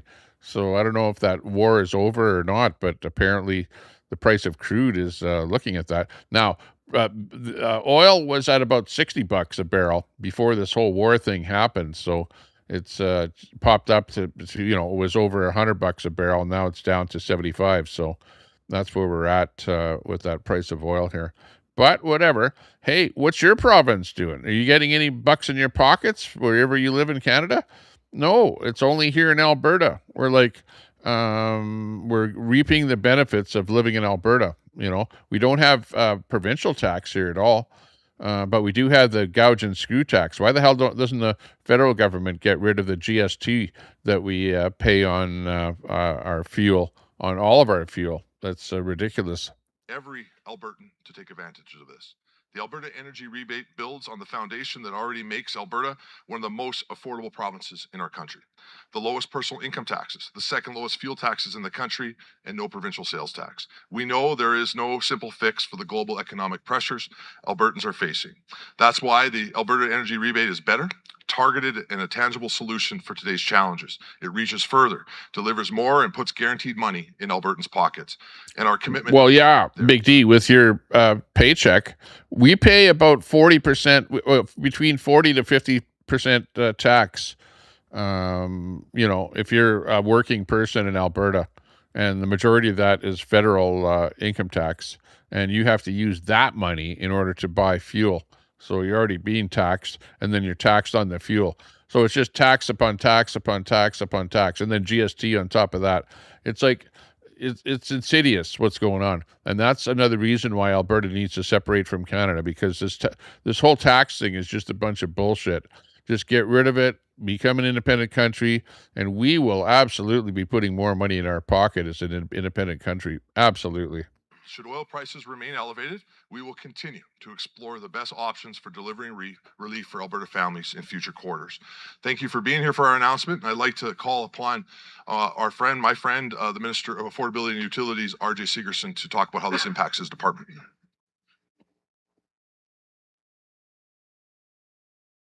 Well, thank you, Premier, and thank you, Minister Nixon, and good afternoon, everyone.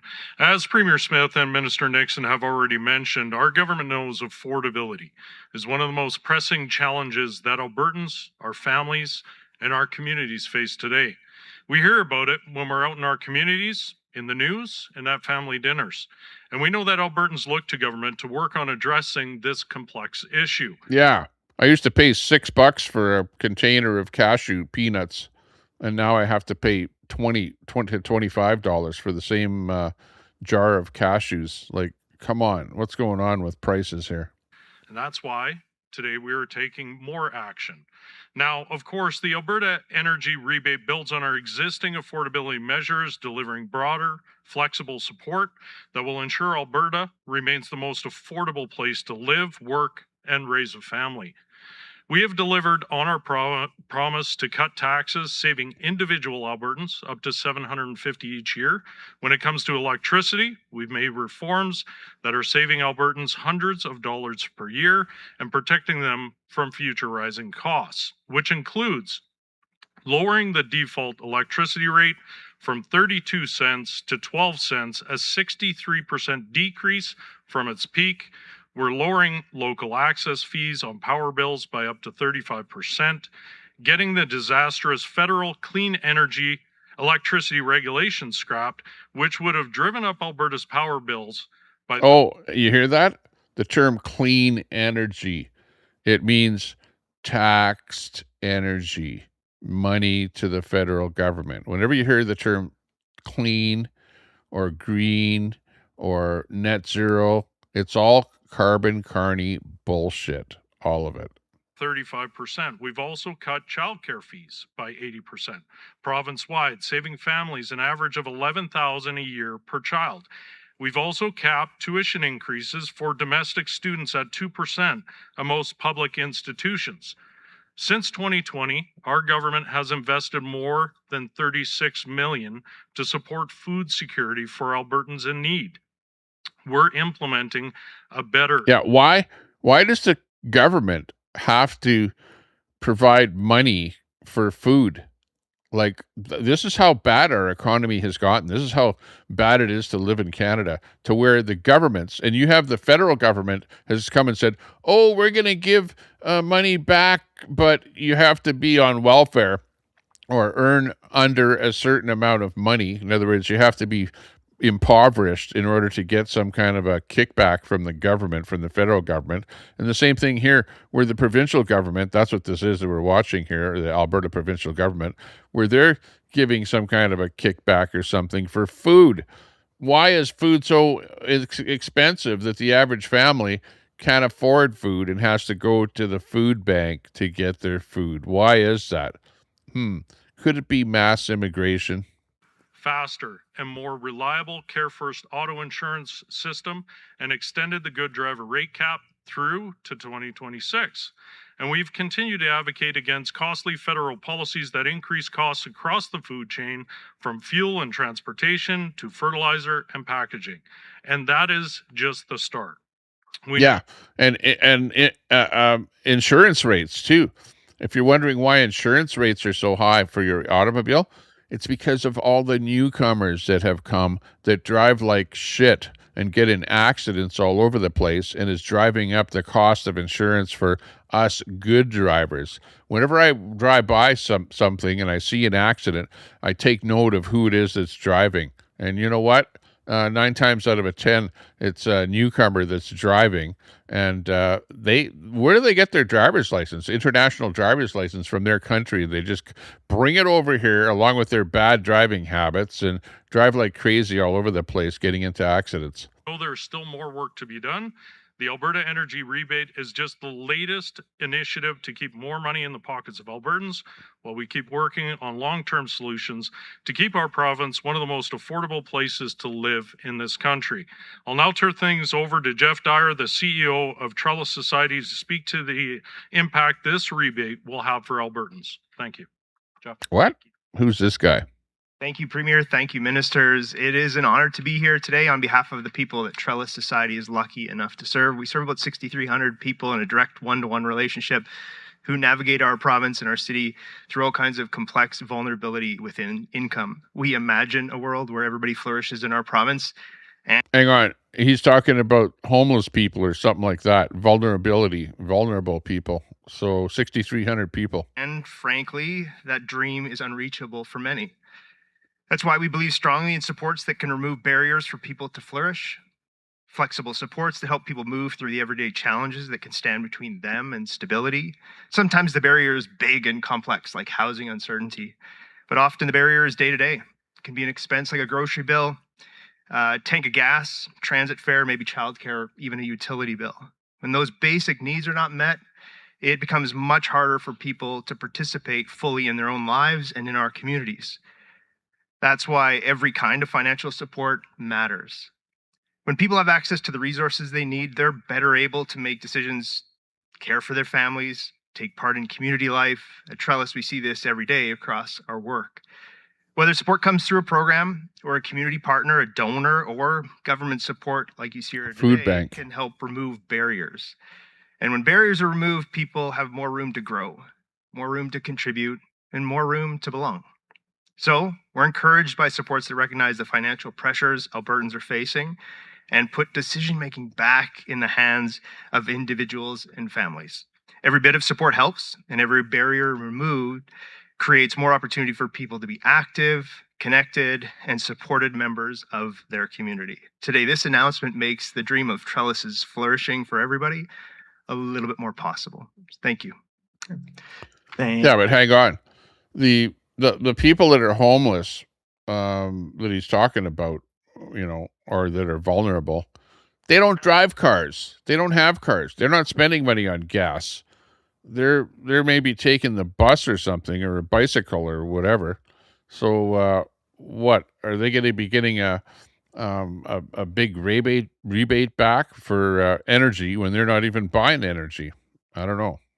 Thank you. We'll now head into the media Q&A portion for announcement. We'll start off with questions here in the room and then try and make our way to the phones. As always, we'll take one question, one follow-up. A reminder to state your name and outlet before asking your question. With that, we'll go to our Super first mic. salty. Hey there, sorry for the positioning here. It's a little odd with you guys behind the bank of cameras. LZ. It's Aaron Collins from CBC National News.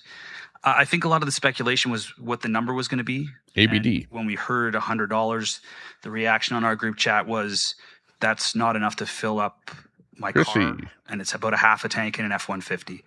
So why do you think this is enough to take some of the pressure off Albertans, and how do you think they're going to view this?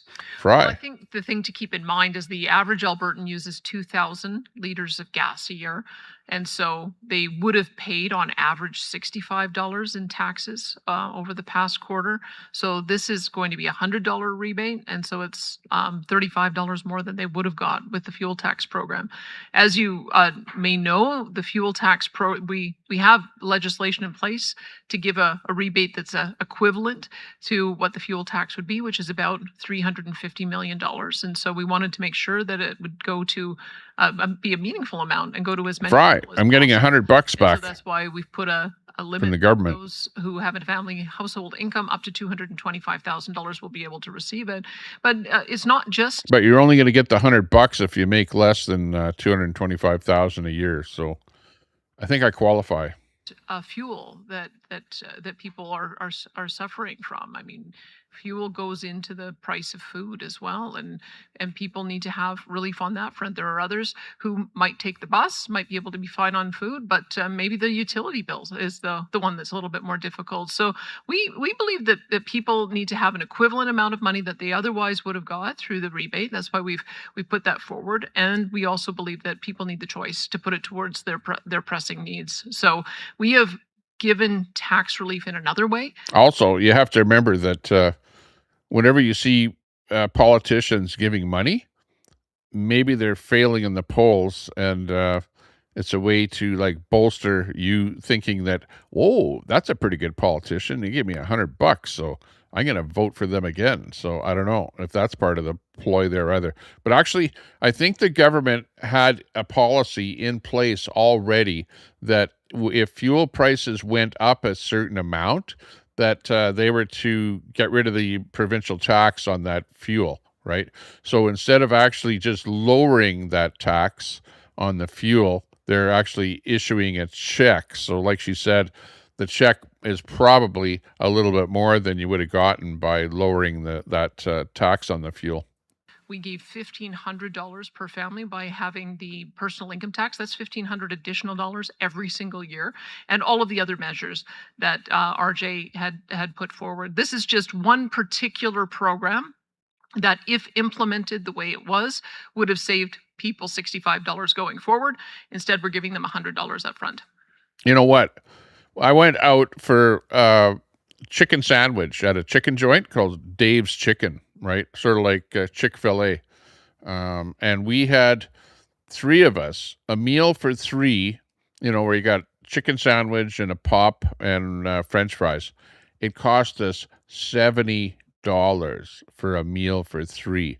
And if I would have had a meal for 4, for a family of 4, it would have cost over $100, or well, at least $100.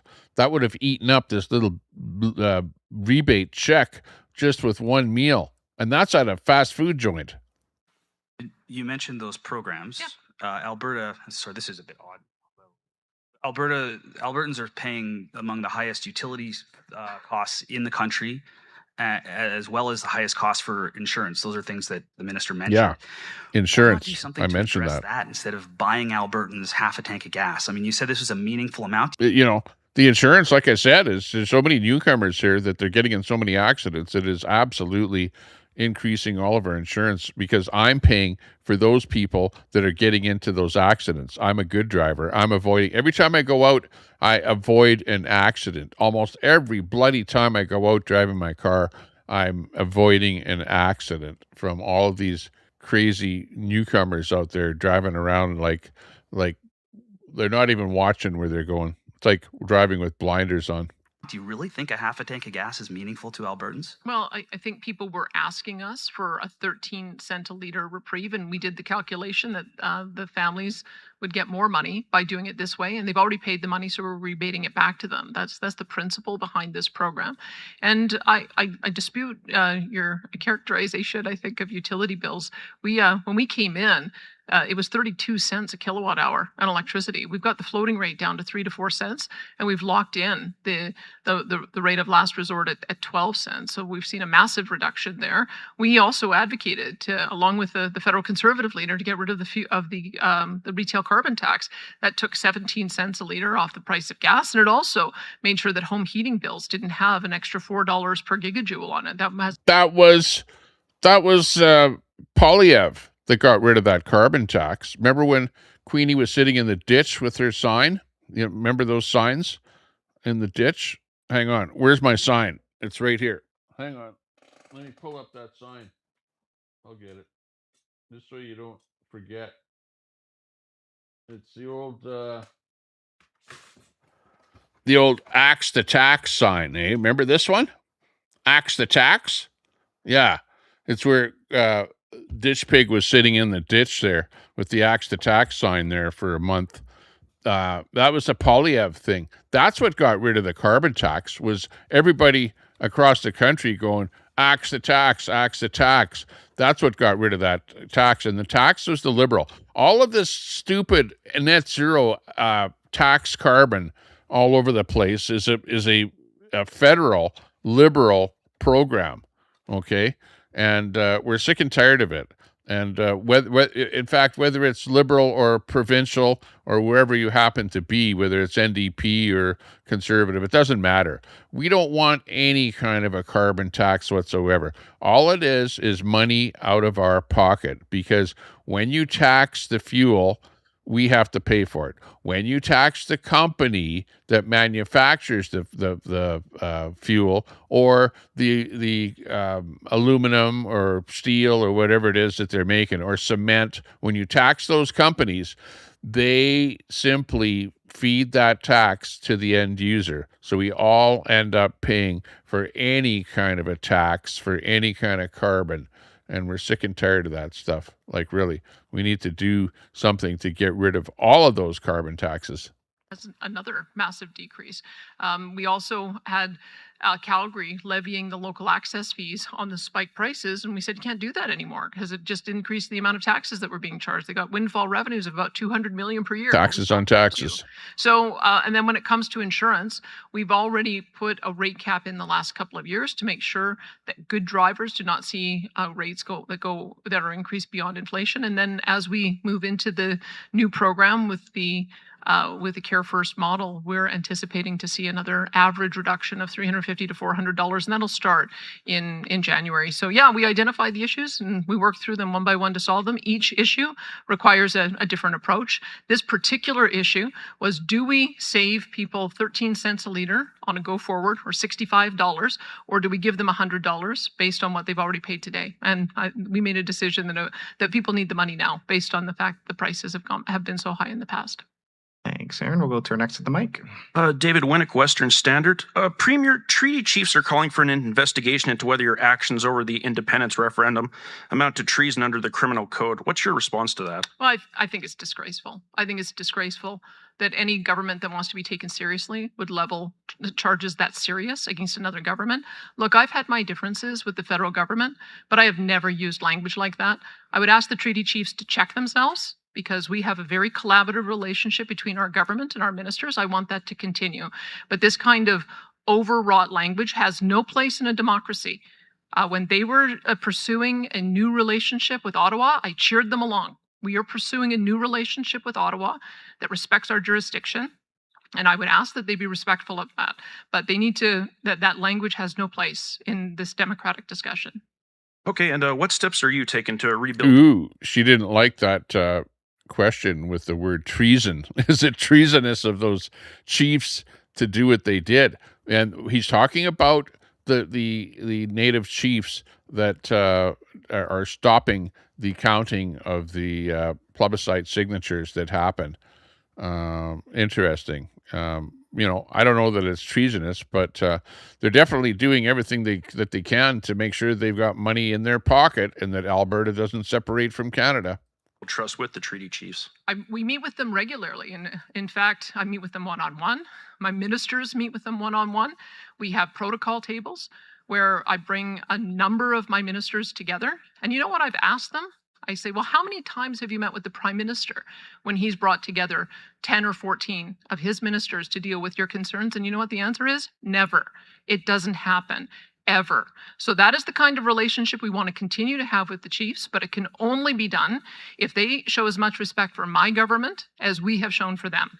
To the same degree, with the people in charge of Alberta independence, ask the chiefs to come together to discuss the Alberta independence, and the chiefs refuse to do so. And then they come up and complain, "Oh, you didn't come and talk to us about it." You know, yeah, especially when you're asked to come to a meeting and you don't show up. You know, like, whose fault is that? It's the chiefs themselves. They're playing games. Thank you. Thanks. Hi, Premier Matt Skase, the Globe and Mail. One, I'm wondering if you can offer the cost of this program.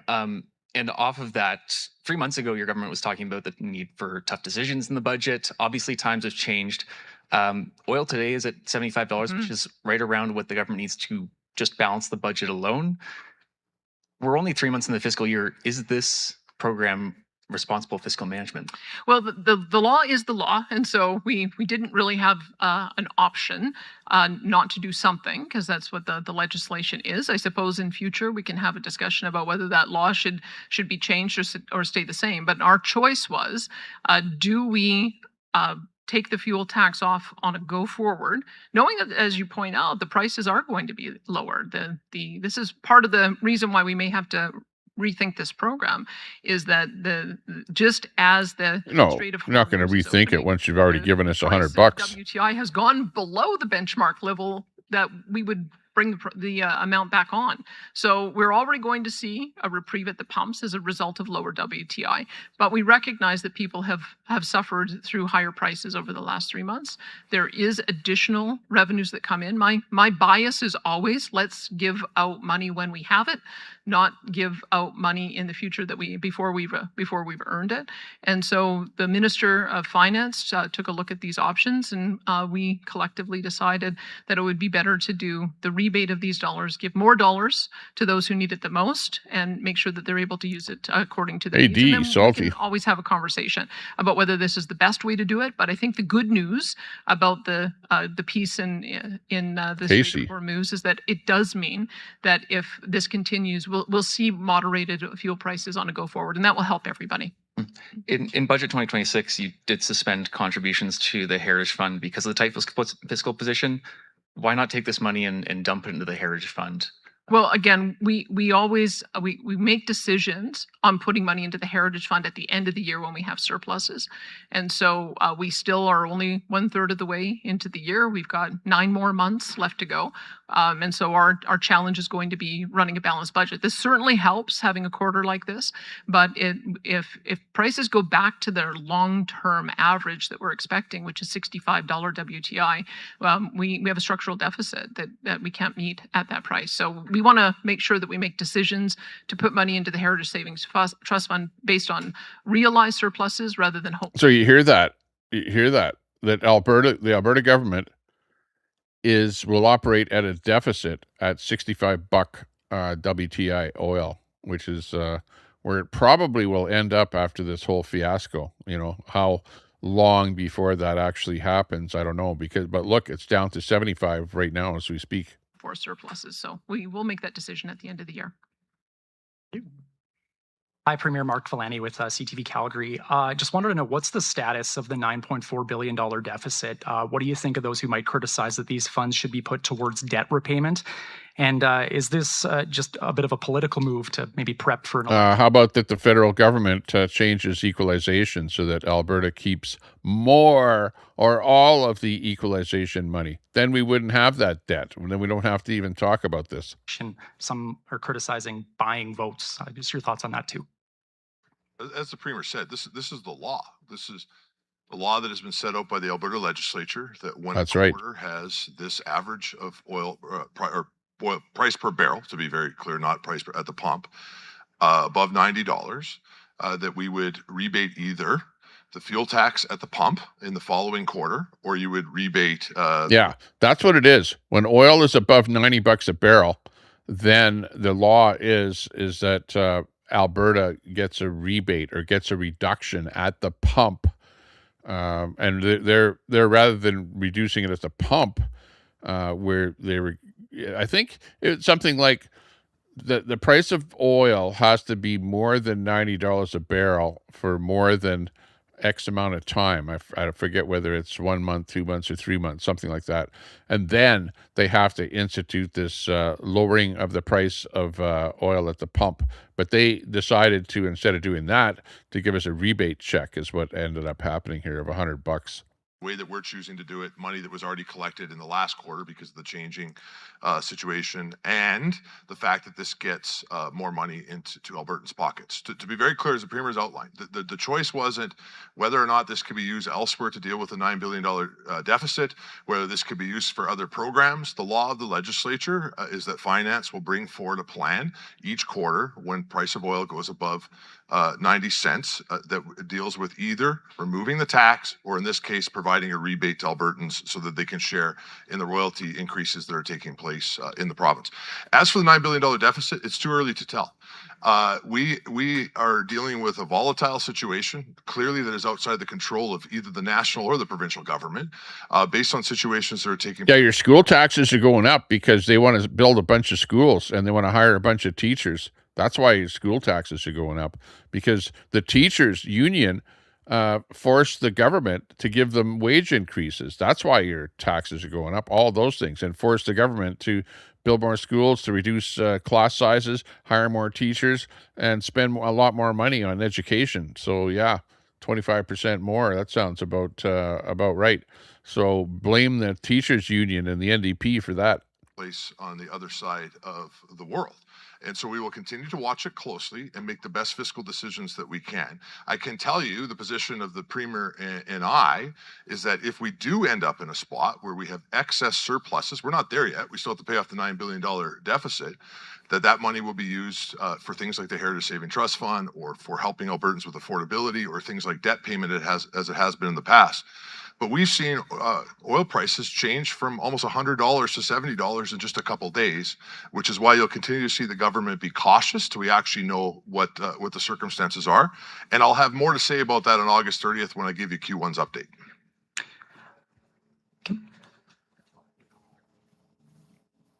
Jason Marks. So, yeah, this is weird. Can you move the right. mic? Yeah. Feel free to move Let the me. mic. There you go. There you go. I can Yeah, see you. hello, Hi. Premier. Jason Marksoff, CBC News, adjusting microphones as we speak. CBC. Yesterday, you held a members-only virtual town hall for United Conservatives. You've spoken about holding town halls and touring the province to speak with Albertans ahead of the October referendums. It makes me recall, was it 2 years ago that you toured the province hosting a series of town halls speaking to United Conservative Party members only, not Albertans. On your coming tour of town halls for Albertans, will you be speaking to, or other touring you're going to be doing with specific sessions in different cities and towns across Alberta? Will you be speaking to the general public, or will you only be holding meetings with United Conservative Party members? Well, I do a mix of events. As you know, I do 2 town halls per session in my own constituency. And so I've got those booked. We're planning on doing those in September. And I'll do those as I always have. My MLAs will often do town halls that they ask me to participate in. And so as we do our summer tour, we'll be doing a number of public events that way. There's also a number of different business associations that host me. I'm often speaking to chambers of commerce and other organizations like that. And so as I travel, I will have lots of opportunity to talk to members, talk through town halls, as well as do those kind of public events. Other question. David Wallace and James T. Fiore, two non-Albertans, have been cited for contempt against Athana Mentzelopoulos, a witness in a future trial, and Sandy Emmonston, a witness in a future trial, to say nothing of what they've done to other people. I have not heard anything from yourself or from your Justice Minister expressing concern that there is alleged persecution and intimidation of witnesses, and I'm wondering what you have to say about what has been accused to have happened. And I would hope you wouldn't say, I'm not familiar with that, because you in the legislature last fall made a joke regarding Peter Guthrie, directly related to something said in David Wallace podcast, and your House Minister had to apologize in the House on your behalf. Well, I don't know them. And as you know, I mean, I even read you, Jason, but you and I aren't friends. So I would say that I monitor the media. I watch and see what is being discussed. But in this particular case, it's in the court, and it'll be up to the court to decide the veracity of the claims. Thanks, Jason. We have time for a few more. We'll try and get through our last 2 in the queue here and then go to the phones. Go ahead. Hi, Premier Edward Jen from City News. I just had a bit of a clarification question here. So Minister Nixon pointed to legislation requiring the provincial government to provide some form of relief.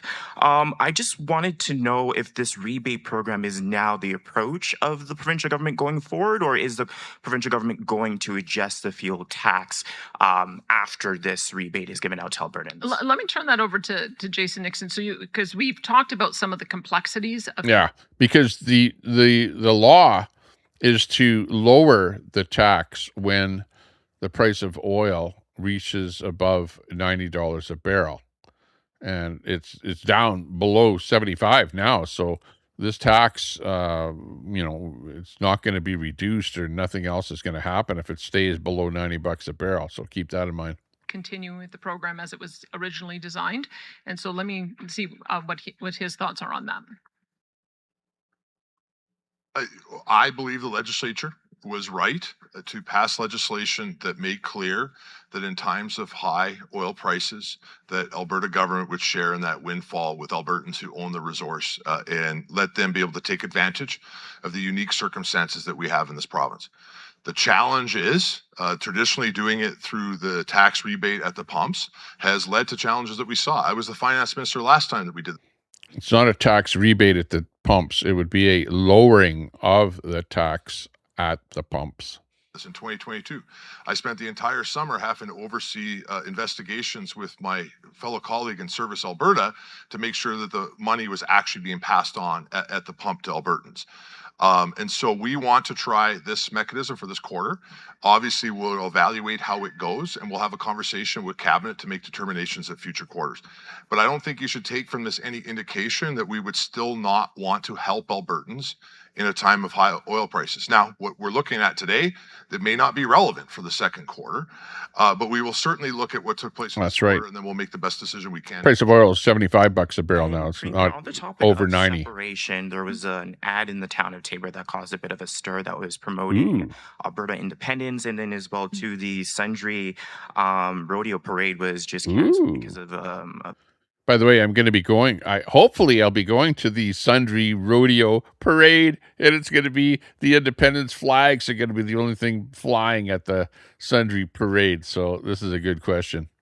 bit of a kerfuffle regarding an entry from a pro-separatist group. So just what do you mean? No, the entry was not an entry from a pro-separatist group. The entry was for a float with Alberta flags. Okay, so it may have been an entry from a pro-separatist group, but there was not to be any pro-separatist flags on the float. Only Alberta flags. Nothing about separation or separatists on the float. Just Alberta flags. So keep that in mind. Of the division that's happening right now just over the referendum question. Let me redo that one. Was just canceled because of a bit of a kerfuffle regarding an entry from a pro quarters. And Premier, on the topic of separation, there was an ad in the town of Taber that caused a bit of a stir that was promoting Alberta independence, and then as well to the Sundry rodeo parade was just canceled because of a bit of a kerfuffle regarding an entry from a pro-separatist group. So just what do you make of the division that's happening right now just over the referendum question? Well, I hope that we don't see more division like that. I think that the whole purpose of a citizen-initiated process is for people to have a debate about issues that matter to them, but to keep it respectful and ultimately let direct democracy decide. And so on October 19th, we're going to have to come together after the results. But I do think it's important when you've got 400,000 people who've signed one petition and 300,000 who've signed another for us to try to honor our legislation for citizen-initiated petitions and allow the debate to go to the people. I've heard a lot from the commentariat, and I've heard a lot from the leaders and organizers of various sides. I want to hear from Albertans now, and we'll be able to do that on October 19th. But I've tried to keep it respectful. I hope that the way I've approached the two sides in this is sort of an indication of how I would hope Albertans would approach those who might disagree with, because this is an important discussion to have. And I think it's far more important for us all to make the case for why it is that Canada works, and maybe talk about other ways that we can send a message. That's why I've been advocating for the 9 other questions that we have on the ballot to get a strong mandate for those, so that I can start working on other ways that we can get greater and greater autonomy. But I hope that we can bring the temperature down on some of the discussion and keep the debate respectful. The problem is the lefties. Okay, you have the lefties that don't want independence, and you have a lot of lefties in these town councils and these boards. And just for example, I remember being at a parade at Alberta Beach. Okay, they had a parade last year, and there were MLAs, conservative MLAs, in the car, political people in the parade. So, to have political entities in parades in different cities and different towns is not unusual. But the problem is that you have lefty, extreme leftist type people that are against something, and if they're against something, they're going to prevent free speech. That's what's going on. So shame on the parade board in Sundry, and shame on the town council in Taber for not allowing free speech. And by the way, it was a billboard. It was a billboard that was put up in Taber, and the town council tried getting it taken down because the billboard company was on city land, right? So the city could have a say on that, and they tried getting that thing taken down. But because it's a political billboard going up there, Elections Alberta wouldn't allow that. So they ended up, leaving the billboard up. And in fact, 2 more billboards went up in Tabor's for a total of 3. So shame on those people that are trying to stop Alberta independence. It's a political advertising that's going on. It's just like me with my little sign right there on my balcony. That's a political sign, okay? And if you don't like it, well, you know, to hell with you. You know, well, I shouldn't say to hell with you, but you know, you have no right to try and get me or anybody to not put a political sign up in any place where it is legally allowed to be, or to fly any kind of a political flag, or for that matter, an Alberta flag. They wouldn't allow an Alberta flag or a float with a bunch of Alberta flags to be flown in the Sundry parade. That's how ridiculous this whole thing is getting. Like, really, honestly, it's absolute stupidity. We have time for 2 more questions. We'll take our last of the mic, then go to the phones. Hello, I'm Felix from, I'll lower it a bit because I'm small. I'm Felix from Radio Canada. My question is for Minister Nixon. Have you, what would be the effect of giving away 340 million? 330,000 million in rebate? Well, you know, a couple things I would say to that. First is that hey, what will the effect be? It'll be $100 in my pocket. What'll be the effect to the government? No effect, because they made more money because the barrel was over $90 a barrel, and when the price of oil per barrel goes up, well, obviously their tax revenue goes up. That they're taxing the oil companies, so it's nothing out of the government's pocket, and it's money into my pocket that I had to spend that money at the gas pump to buy the frickin' gas. So what is the effect? No effect to the government. To me, yeah, money back in my pocket that I had to spend because of the higher price of oil. Again, I want to stress this rebate was going to take place either way in the provincial budget. It was going to either happen at the pump or it was going to happen this way.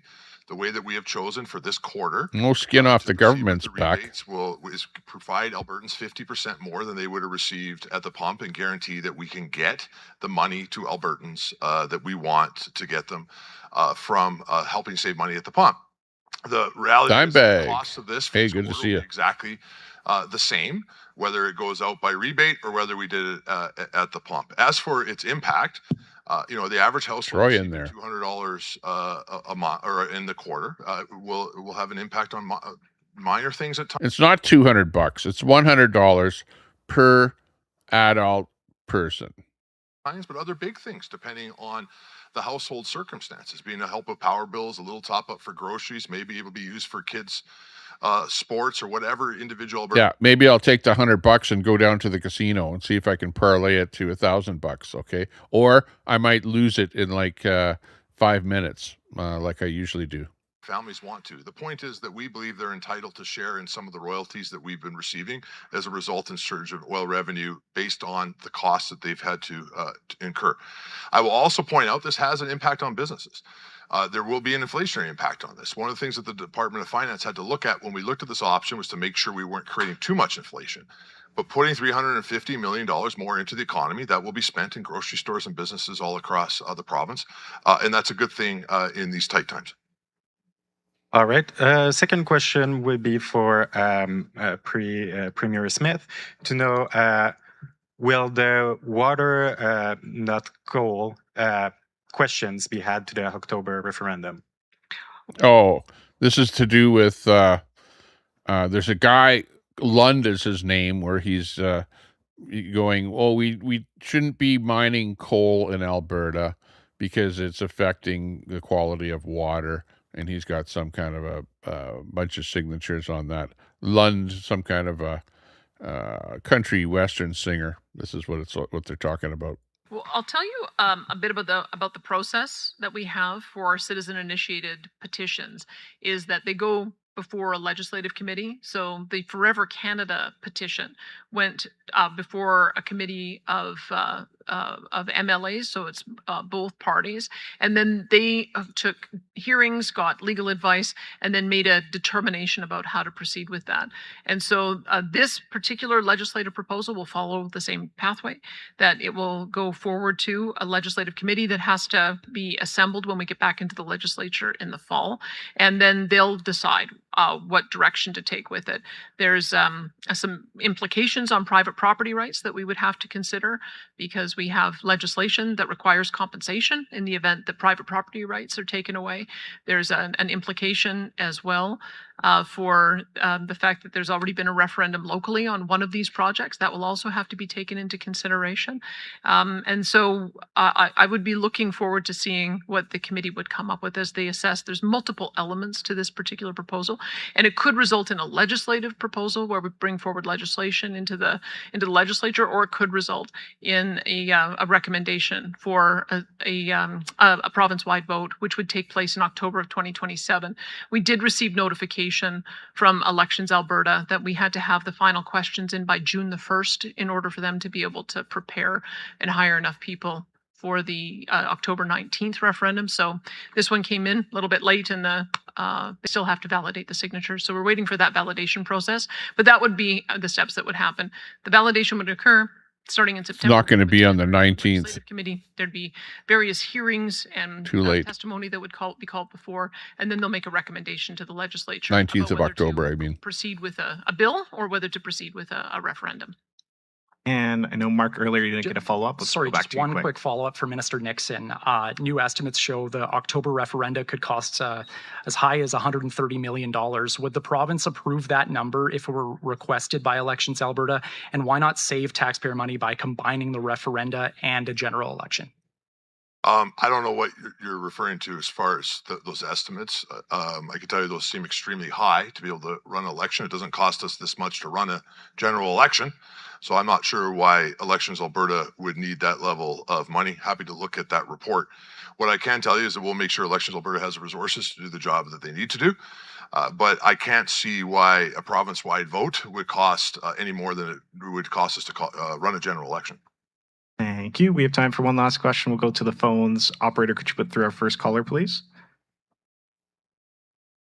First question is from Lisa Johnson from the Canadian Press. Your line is now open. Hi, good afternoon. I'm wondering if Canadian citizenship is required to be eligible for these payments.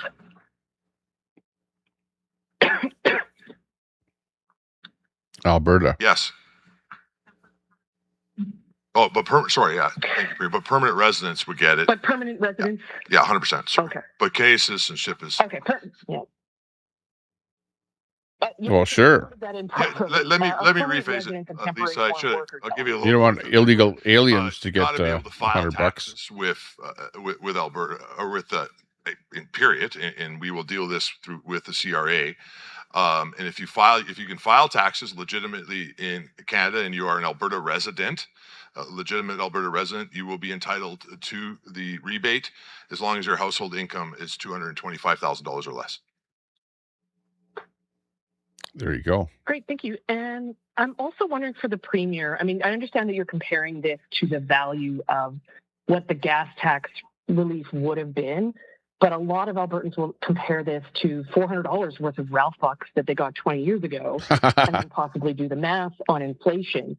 I mean, do you think I want Ralph bucks? The Ralph buck thing wasn't this. This is a legislative or legislated reduction. The legislation says when oil reaches above $90 a barrel, that you hone back on the amount of provincial tax at the pump. Okay, so instead of them doing that, they said that, well, if they would have done that, there would have actually been $75 worth of reduction. Instead, they're going to give us $100, so we're going to make $25 more. So that's what this is all about. And Albertans are going to look with gratitude on such a fraction. And the $400 rebate from Ralph Klein wasn't a legislated thing. It was something that Ralph Klein had came up with, like on the spur of the moment to help us because prices were high back then. So it wasn't a legislated thing back then.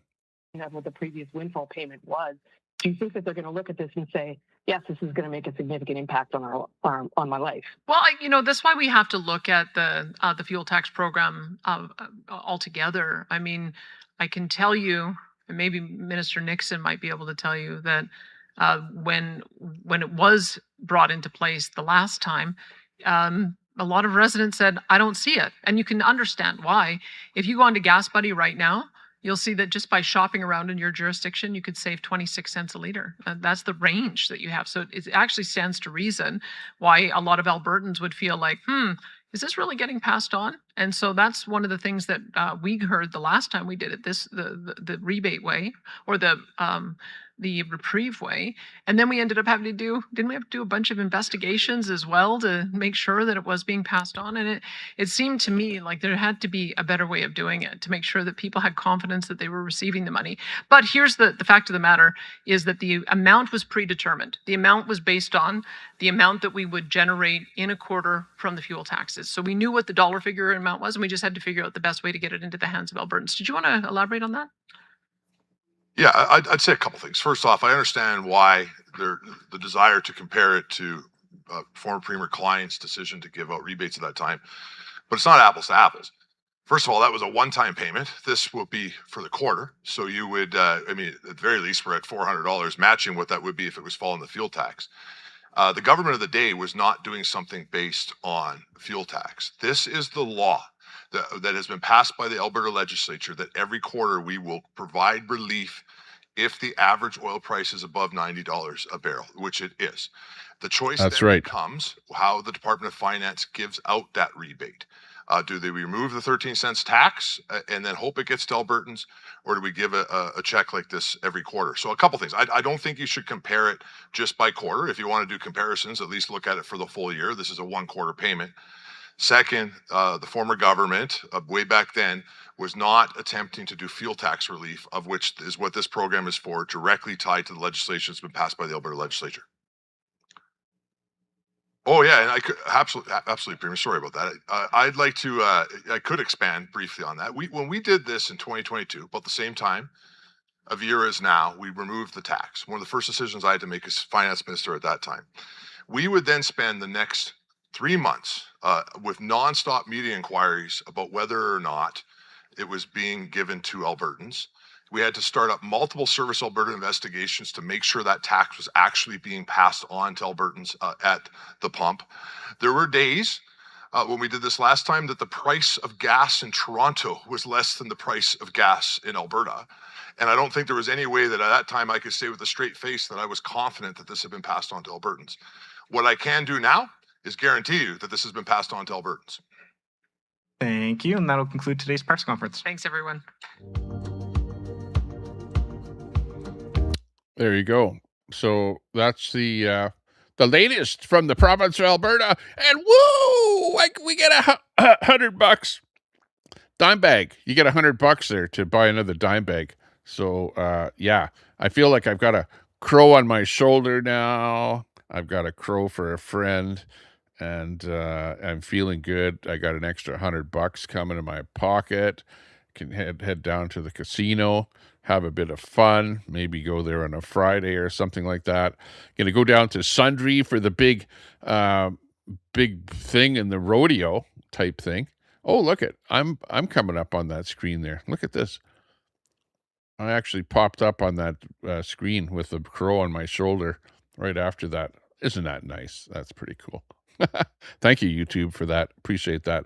Yeah. So anyways, that's it. That's the whole thing is, okay, the government had the option of, when the price of oil goes over $90, to lower the tax that the Alberta government is charging, which is whatever, 15 cents a liter at the pump, okay, or to do what they did, which they obviously voted to do this, was to just give us a rebate check in the mail. And they said that, well, if they would have lowered the tax at the pump, it would have been about, $75.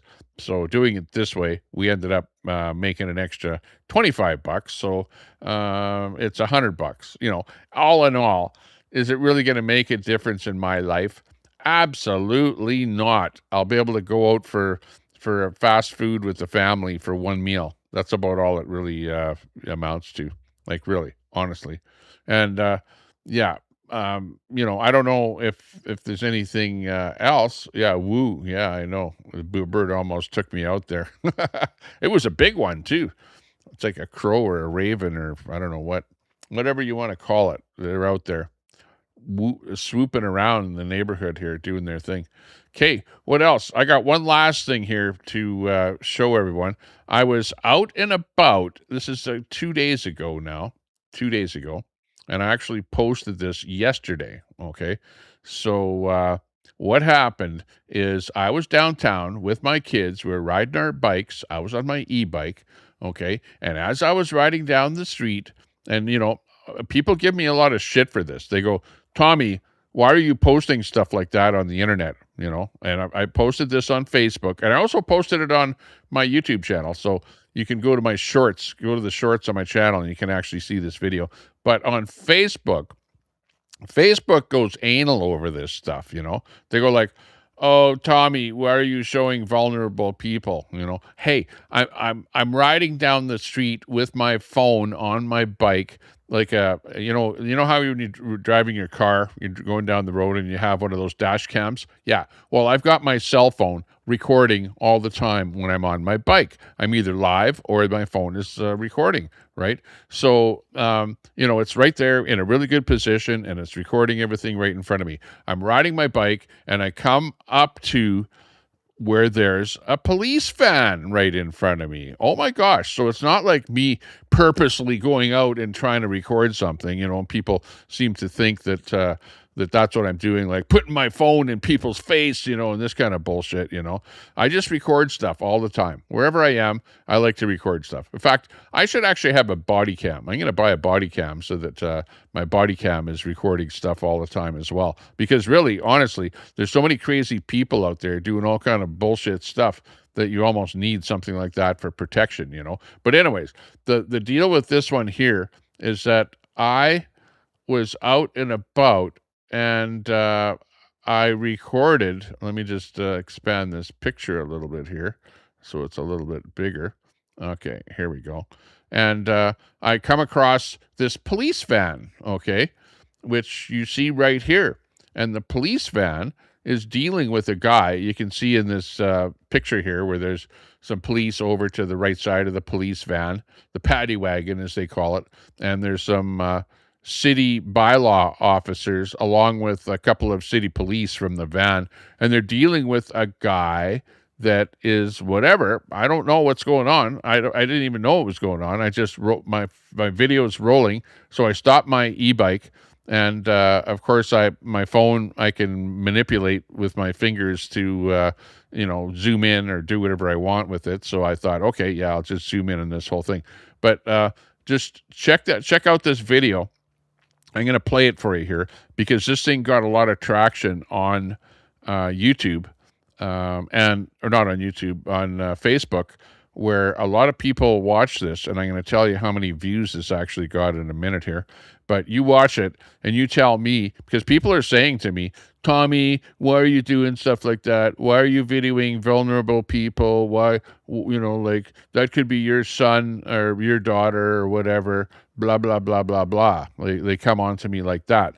Well, the reason that I'm videoing this stuff is because A, I'm rolling down the road. B, it's like a dash cam on my bicycle. And C, I like to post stuff that shows you what it's like living in Edmonton, what life is like in Edmonton, and what I come across when I go to downtown Edmonton, and why downtown Edmonton is not a safe place to be rolling around or be visiting. It's like gotten to the point where there's stuff like this going on all over the place, okay? This isn't just a one-of.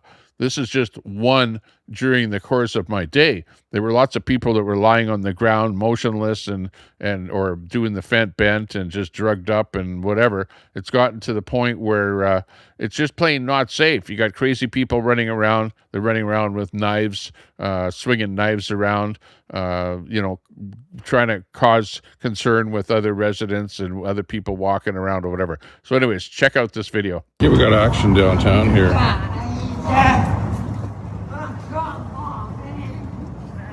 What time is it?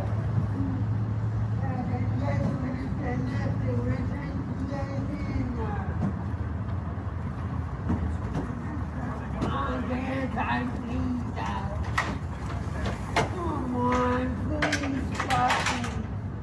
please. Come on, you guys don't even understand that. Where are we going? What's an option fight? You guys are trying to come on.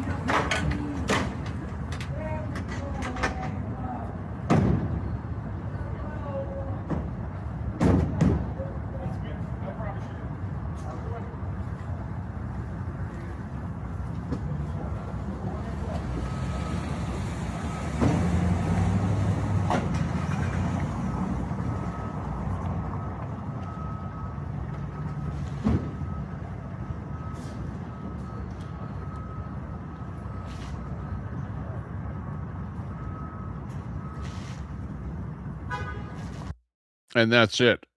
That's how the video ends. That's it. All it is a video. I ran across this, so I posted it on Facebook. And Facebook got likes 1.1 thousand, comments 778 comments, forwards 200 people shared it, and just under 100,000 views. 100,000 views. Imagine that. 100,000 views. When do you get like 1,000 views on a good video? This one got just under. In fact, let me just look here. Maybe the very latest stats are more available for me from that one here. Hang on.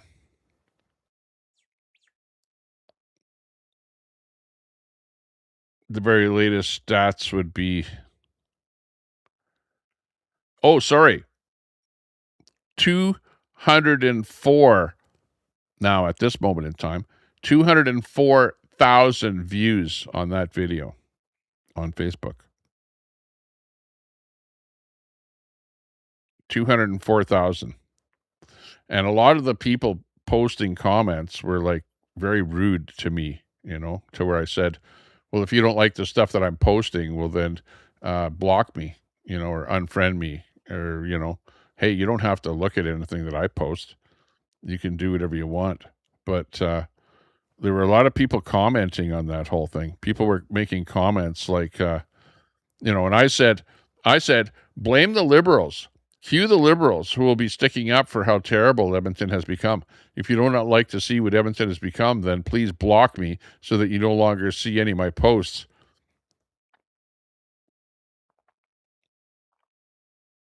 Someone by the name of Karen Kausner says, Tommy Temper, just what exactly are you think you're accomplishing? Are you vying for a job as man on the spot or something?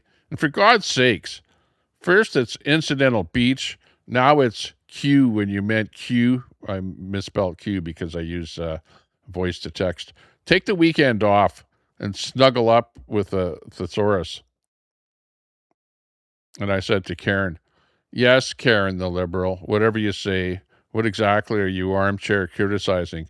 I'm guessing you've never heard of voice to text. You do have the option of blocking me, don't you? A lot of people are going, like, the cops clearly have zero humanity left. Empathy is dead. The whole thing is that people are not going downtown anymore. Like, you have to understand what's going on. The zombies have taken over downtown. The people that are doing drugs have taken over downtown. People don't want to go downtown anymore. They're complaining to City Hall. And what do you expect the police to do? What do you expect the bylaw officers to do when you have people that are drugged out, acting crazy downtown? What do you expect the police to do? Nothing. I would hope that this guy would be taken to the police station and then taken for rehab somewhere to get some freaking help, put him into a drug rehab program or something like that instead of letting him sit out there on the street. Ryan says, it's safer now, LOL. I've been downtown recently. It's pretty bad, in my opinion. Judy says, well, if he was a danger to himself or others, they took him in. They had him in handcuffs there, too. Violet says, I've been to BC, Vancouver Island, Saskatchewan, Manitoba. Alberta is honestly the safest place right now. If this happens, this person will get the help they need. Well, hopefully they're taking him for help, but who knows what he did wrong? They did have him in handcuffs there for whatever reason. Usually a person is arrested when they put him in handcuffs and then put him into the back of a paddy wagon. I didn't see what he did wrong other than he was totally incoherent, as you could see that. He was like yelling and acting irrational.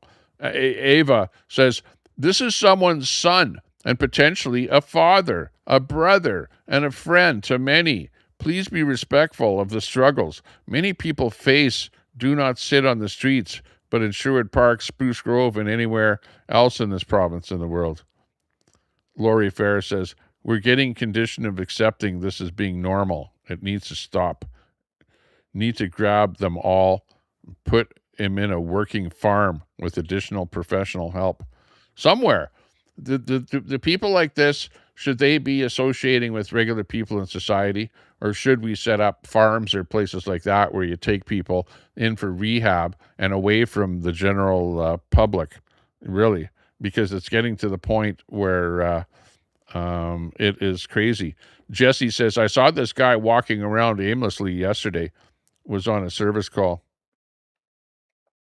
Justin says, one of the many reasons I carry a convenient pocket knife. Buyer says, isn't that Crackhead Park? Yeah, it's Needle Park. Beaver Park is what he's actually right at a place called Beaver Park downtown. It's a place where there are absolutely drug addicts that hang out there. Jacob says, addiction is a lack of connection and support. People use drugs in order to manage their trauma they have been through. They need support and help. The opposite of addiction is connection. These are all people, brothers, sisters, sons, daughters. They deserve to be treated as human beings. Arresting and locking up the people who struggle with addiction doesn't solve the problem. It's like sweeping your problems under the rug, hoping they just go away, but the problem festers and gets worse. 8 people replied to that one. I knew an addict that didn't have any trauma, in fact, came from a very good home. Her family tried for years to dry her out, but she wanted no part of it and eventually died.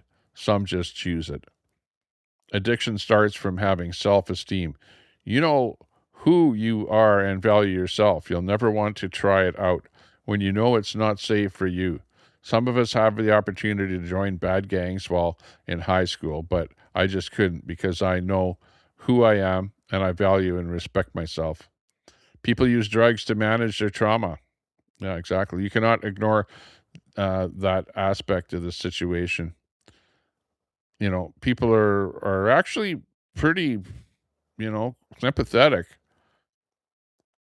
And in my post, I said, Edmonton police arrest a drug addict downtown, Jasper Avenue and 106th Street. That's what I said to this article here. And Keith says, instead of saying addict, say a person is getting arrested. Well, it's pretty obvious that the guy's a drug addict, right? He might very well be a drug addict. He might very well be a homeless person. But yeah, he's a person. We already know that. But the fact of the matter is they're arresting somebody that's a drug addict who's addicted and acting like a drug addict out on the streets and being very irrational. He's being very irrational. Let's watch this thing again here. We got action downtown here.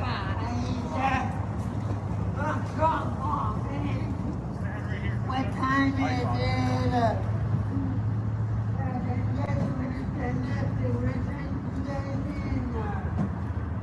Like, honestly, I would say this guy is incoherent. He's yelling you know, and probably before, he might very well have been running around or acting crazy or something. He's not, you know, somebody that that I would like to encounter. And remember, I'm there with my 2 kids. My 2 kids are under 18. They're you know, do they need to see stuff like this? Do they really? The children need to see this. Children are downtown, right? Should someone like this be like in the general population acting like this, so drugged up that he's acting violent and stuff like that? Like, a lot of these people are violent. I've heard them yelling down the street at people. I've seen them fighting with people. I've seen them running around with a knife in their hand or a spike in their hand or some kind of a, you know, swinging it around like they're trying to stab somebody. I've seen all kind of stuff downtown. Like, these are not just people that are drugged up. They're people that are incoherent and crazy.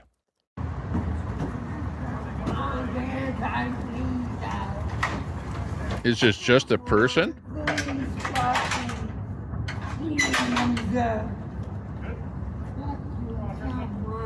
Guys don't even understand that. Where we going? Fucking occupied. You guys are trying to come on. You know, I'm not at all trying to make fun of the guy. The guy is the maker of his own demise. He's the one that took the drug. He's the one that got addicted to drugs. You know, for me to say, oh, well, they're arresting a person. I could have said that, yeah. But it wasn't just a person that did something bad. That was a person that's heavily addicted to drugs and is a concern for me to be out in public like that, you know? And I'm pretty sure that the cops were put handcuffs on the guy for a good reason. And who knows what he did? He might have very well have had a warrant out for his arrest as well. You know, you don't know. I don't know. But this is just, you know, what Edmonton has become. This is my city. This is Edmonton. And I blame the Liberals for allowing open drug use, for allowing people to have small quantities of fentanyl, the worst drug in the history of humanity. You can have it. You can have it. They're not going to arrest you for the drugs. It's freaking ridiculous. That's why I hate living in Edmonton. That's why I hate going outside of my house, a half a block from my house. I can see a guy doing the fent bent and being all drugged up and acting crazy, just like this guy here. I'm sick and tired of it. And I think it's time to slam the doors on all of the open drug use that's going on around here.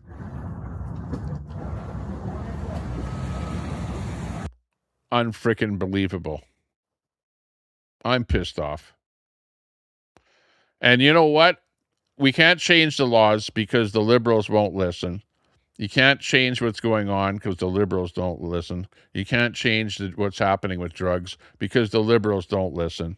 All the Liberals have done is made Canada a worse place to live in. And I'm sick and tired of it. Honestly, absolutely sick and tired of what's going on here. We need change, and we need it now. Oh, wrong one. We need change now. We need Alberta independence. Let's do it for the win. Hopefully we'll be in Sundry on Saturday. I look forward to that. Tired of the status quo. Oil sands pumping black gold, beef on the grill so fine. Grain fields waving golden, canola blooming in the sunshine. But Ottawa's taking our billions, unfair equalization gain, sending it east to Quebec. Axe those federal taxes. Alberta independence. Thanks a lot, everyone. Appreciate your company. You're watching the Tommy Tepper Show. I'm Tommy Tepper, and you are the show.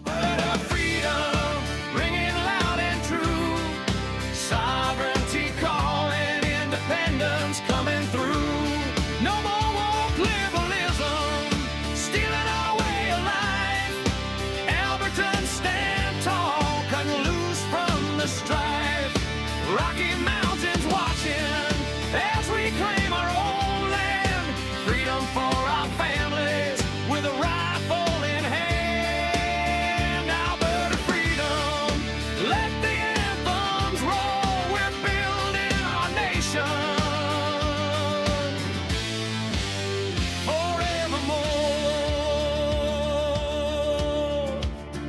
From the prairie to the peaks, where the eagles soar high.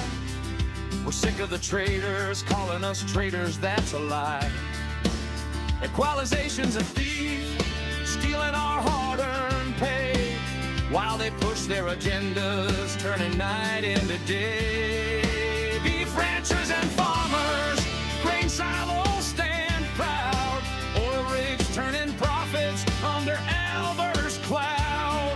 No more begging for ports, landlocked but strong we stand. We'll negotiate our future with the world in our hand. Alberta freedom, ringing loud and true. Joycer, thanks a lot. Appreciate it. No more woke liberalism, stealing our way of life. Albertans stand tall, cutting We can all do better is the name of the game at the end of the day. as we claim our own land. Freedom for our families with a rifle in hand. Alberta freedom, let the anthems roar. We're building our nation forevermore. They say it's illegal, but self-determination's all right. I'll check that out on Kick. From the Soviets, we'll fight through the night. Queenie's just a loser. No more sending our wealth to fund their endless schemes. She's jealous, that's all. Fulfilling our dreams. Tired of the liberals, their rules and their games. Albertans awakening, falling out on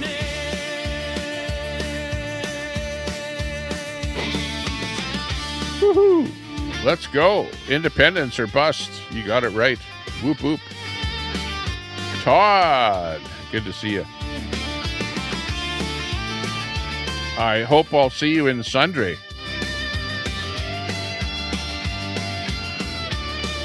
Canola fields yellow, beef herds grazing free, oil sands fueling futures as far as the eye can see. We're Albertans first, with hearts full of fire. Separation's the answer, lifting us higher. No more being the wallet for a broken confederation. Freedom's our birthright, our declaration. That's right, Fry.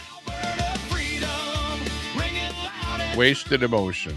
Sovereignty calling, independence coming through. No more woke liberalism, stealing our way of life. Albertans stand tall, cut loose from the strife. Rocky Mountains watching. You know, somebody with a hate channel will never take me down, ever. They'll just make themselves look bad, that's all.